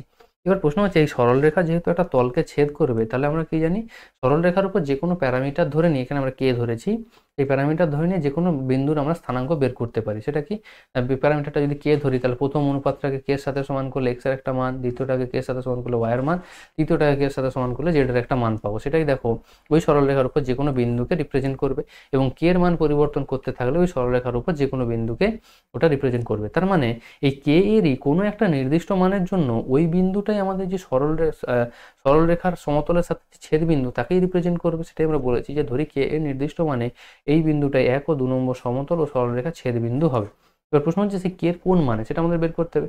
এবার প্রশ্ন হচ্ছে যে যদি এটাই সেই ছেদ বিন্দুকে রিপ্রেজেন্ট করে, তাহলে এই বিন্দুটা সমতলের উপরে অবস্থান করবে, তাহলে এটা সমতলের যে 1 নম্বর সমীকরণ ছিল তাকে সিদ্ধ করবে। তাই 1 নম্বর সমীকরণে আমরা এই সমতলে যে এই যে x স্থানাঙ্ক, y স্থানাঙ্ক আর z স্থানাঙ্ক পেয়েছি, সেটাকে বসিয়ে দিলাম। সেখান থেকে কে এর মান কত পাচ্ছি, কে এর মান 2 পাচ্ছি। তার মানে কে এর মান যখন 2 হবে তখনই ওই বিন্দুটাই সমতল আর সরলরেখার ছেদ বিন্দুকে রিপ্রেজেন্ট করবে। তার মানে এবার দেখো ফাইনাল যে বিন্দু স্থানাঙ্ক পেয়েছিলাম 3 মাইনাস কে, কে মাইনাস 4, 6 কে মাইনাস 5, এখানে কে এর মান 2 বসিয়ে দিলাম। তাহলে নির্ণয় বিন্দু কত, সেটা হচ্ছে 1 - 2 7। ঠিক আছে, এই ছিল তোমাদের মোটামুটি আজকের WBT এর প্রথম পেজের যত সমস্ত প্রশ্ন সেইগুলো কিন্তু আমি পুরো একদম A to Z ডিসকাস করে দিলাম, এবং যেগুলো বইতে আছে সেটা রেফারেন্স দিয়ে দিলাম। এবং তোমাদের যেগুলো ক্যালকুলাস রিলেটেড সমস্যা হচ্ছে তোমরা আগের ভিডিওগুলো অবশ্যই দেখো, সেখান থেকে কিন্তু অনেকটা সাহায্য পাবে। ভিডিওটা একটু অনেক লম্বা হয়েছে, তার কারণ রয়েছে, কারণ কমপ্লিট একটা 3 ঘন্টার পরীক্ষার প্রশ্ন যখন আমি ডিটেলসের মধ্যে আলোচনা করতে যাব তখন একটু লম্বা হবে। তোমরা কিন্তু ভিডিওটা দেখো, প্রত্যেকটা জিনিসটা কিন্তু হেল্পফুল হবে। আমি চেষ্টা করছি অন্তত তোমাদের WBT থেকে 10টা পেজ যাতে করিয়ে দেওয়া যায়, এবং তারপর যদি সময় তারপরেও থাকে আমি কিন্তু তোমাদের ABTA থেকেও আবারও 10টা পেজ আমি কিন্তু করিয়ে দেওয়ার চেষ্টা করব, ঠিক আছে। এবছরে WBH করাবো না, কারণ WBH আমি আগের বছর করিয়েছি, মোরলেস সাজেশন সেমই থাকবে। তোমরা কিন্তু আগের বছর WBH এর সলিউশনগুলো কিন্তু দেখতে পারো। আমি এবছর ABTA এবং WBTA থেকে চেষ্টা করছি 10টা করে পেজ তোমাদের করিয়ে দেওয়া। তোমরা কিন্তু সঙ্গে থাকো এবং দেখতে থাকো, এবং ভিডিওগুলোকে তোমরা লাইক করে রাখো, কারণ তোমাদের লাইক করে রাখলে যে ওয়াচ লিস্টের প্রথমে আসবে, সেই কারণের জন্যই বলছি। তাহলে কিন্তু তোমাদের দেখতে সুবিধা হবে। এবং এই ভিডিওগুলো একটু দেরিতে আসবে, কারণ বুঝতেই পারছো একটা কমপ্লিট 80 নম্বরের প্রশ্ন যখন আমি সলভ করবো, তাতে আবার এক্সট্রা রয়েছে, আমি তো এখানে কোনো ছাড়ছি না। পুরো A to Z প্রশ্নটা যখন সব সলভ করবো সেটার জন্য একটু সময় লাগবে। তোমরা কিন্তু তাড়াহুড়ো করো না, প্রত্যেকটা ভিডিও দেখতে থাকো, এবং যারা দেখা হয়নি পুরোনো ভিডিওটাও দেখো। আমি প্রতি 2 দিনে চেষ্টা করছি অন্তত করে একটা পেজ যাতে দিয়ে দেওয়া যায়, ঠিক আছে।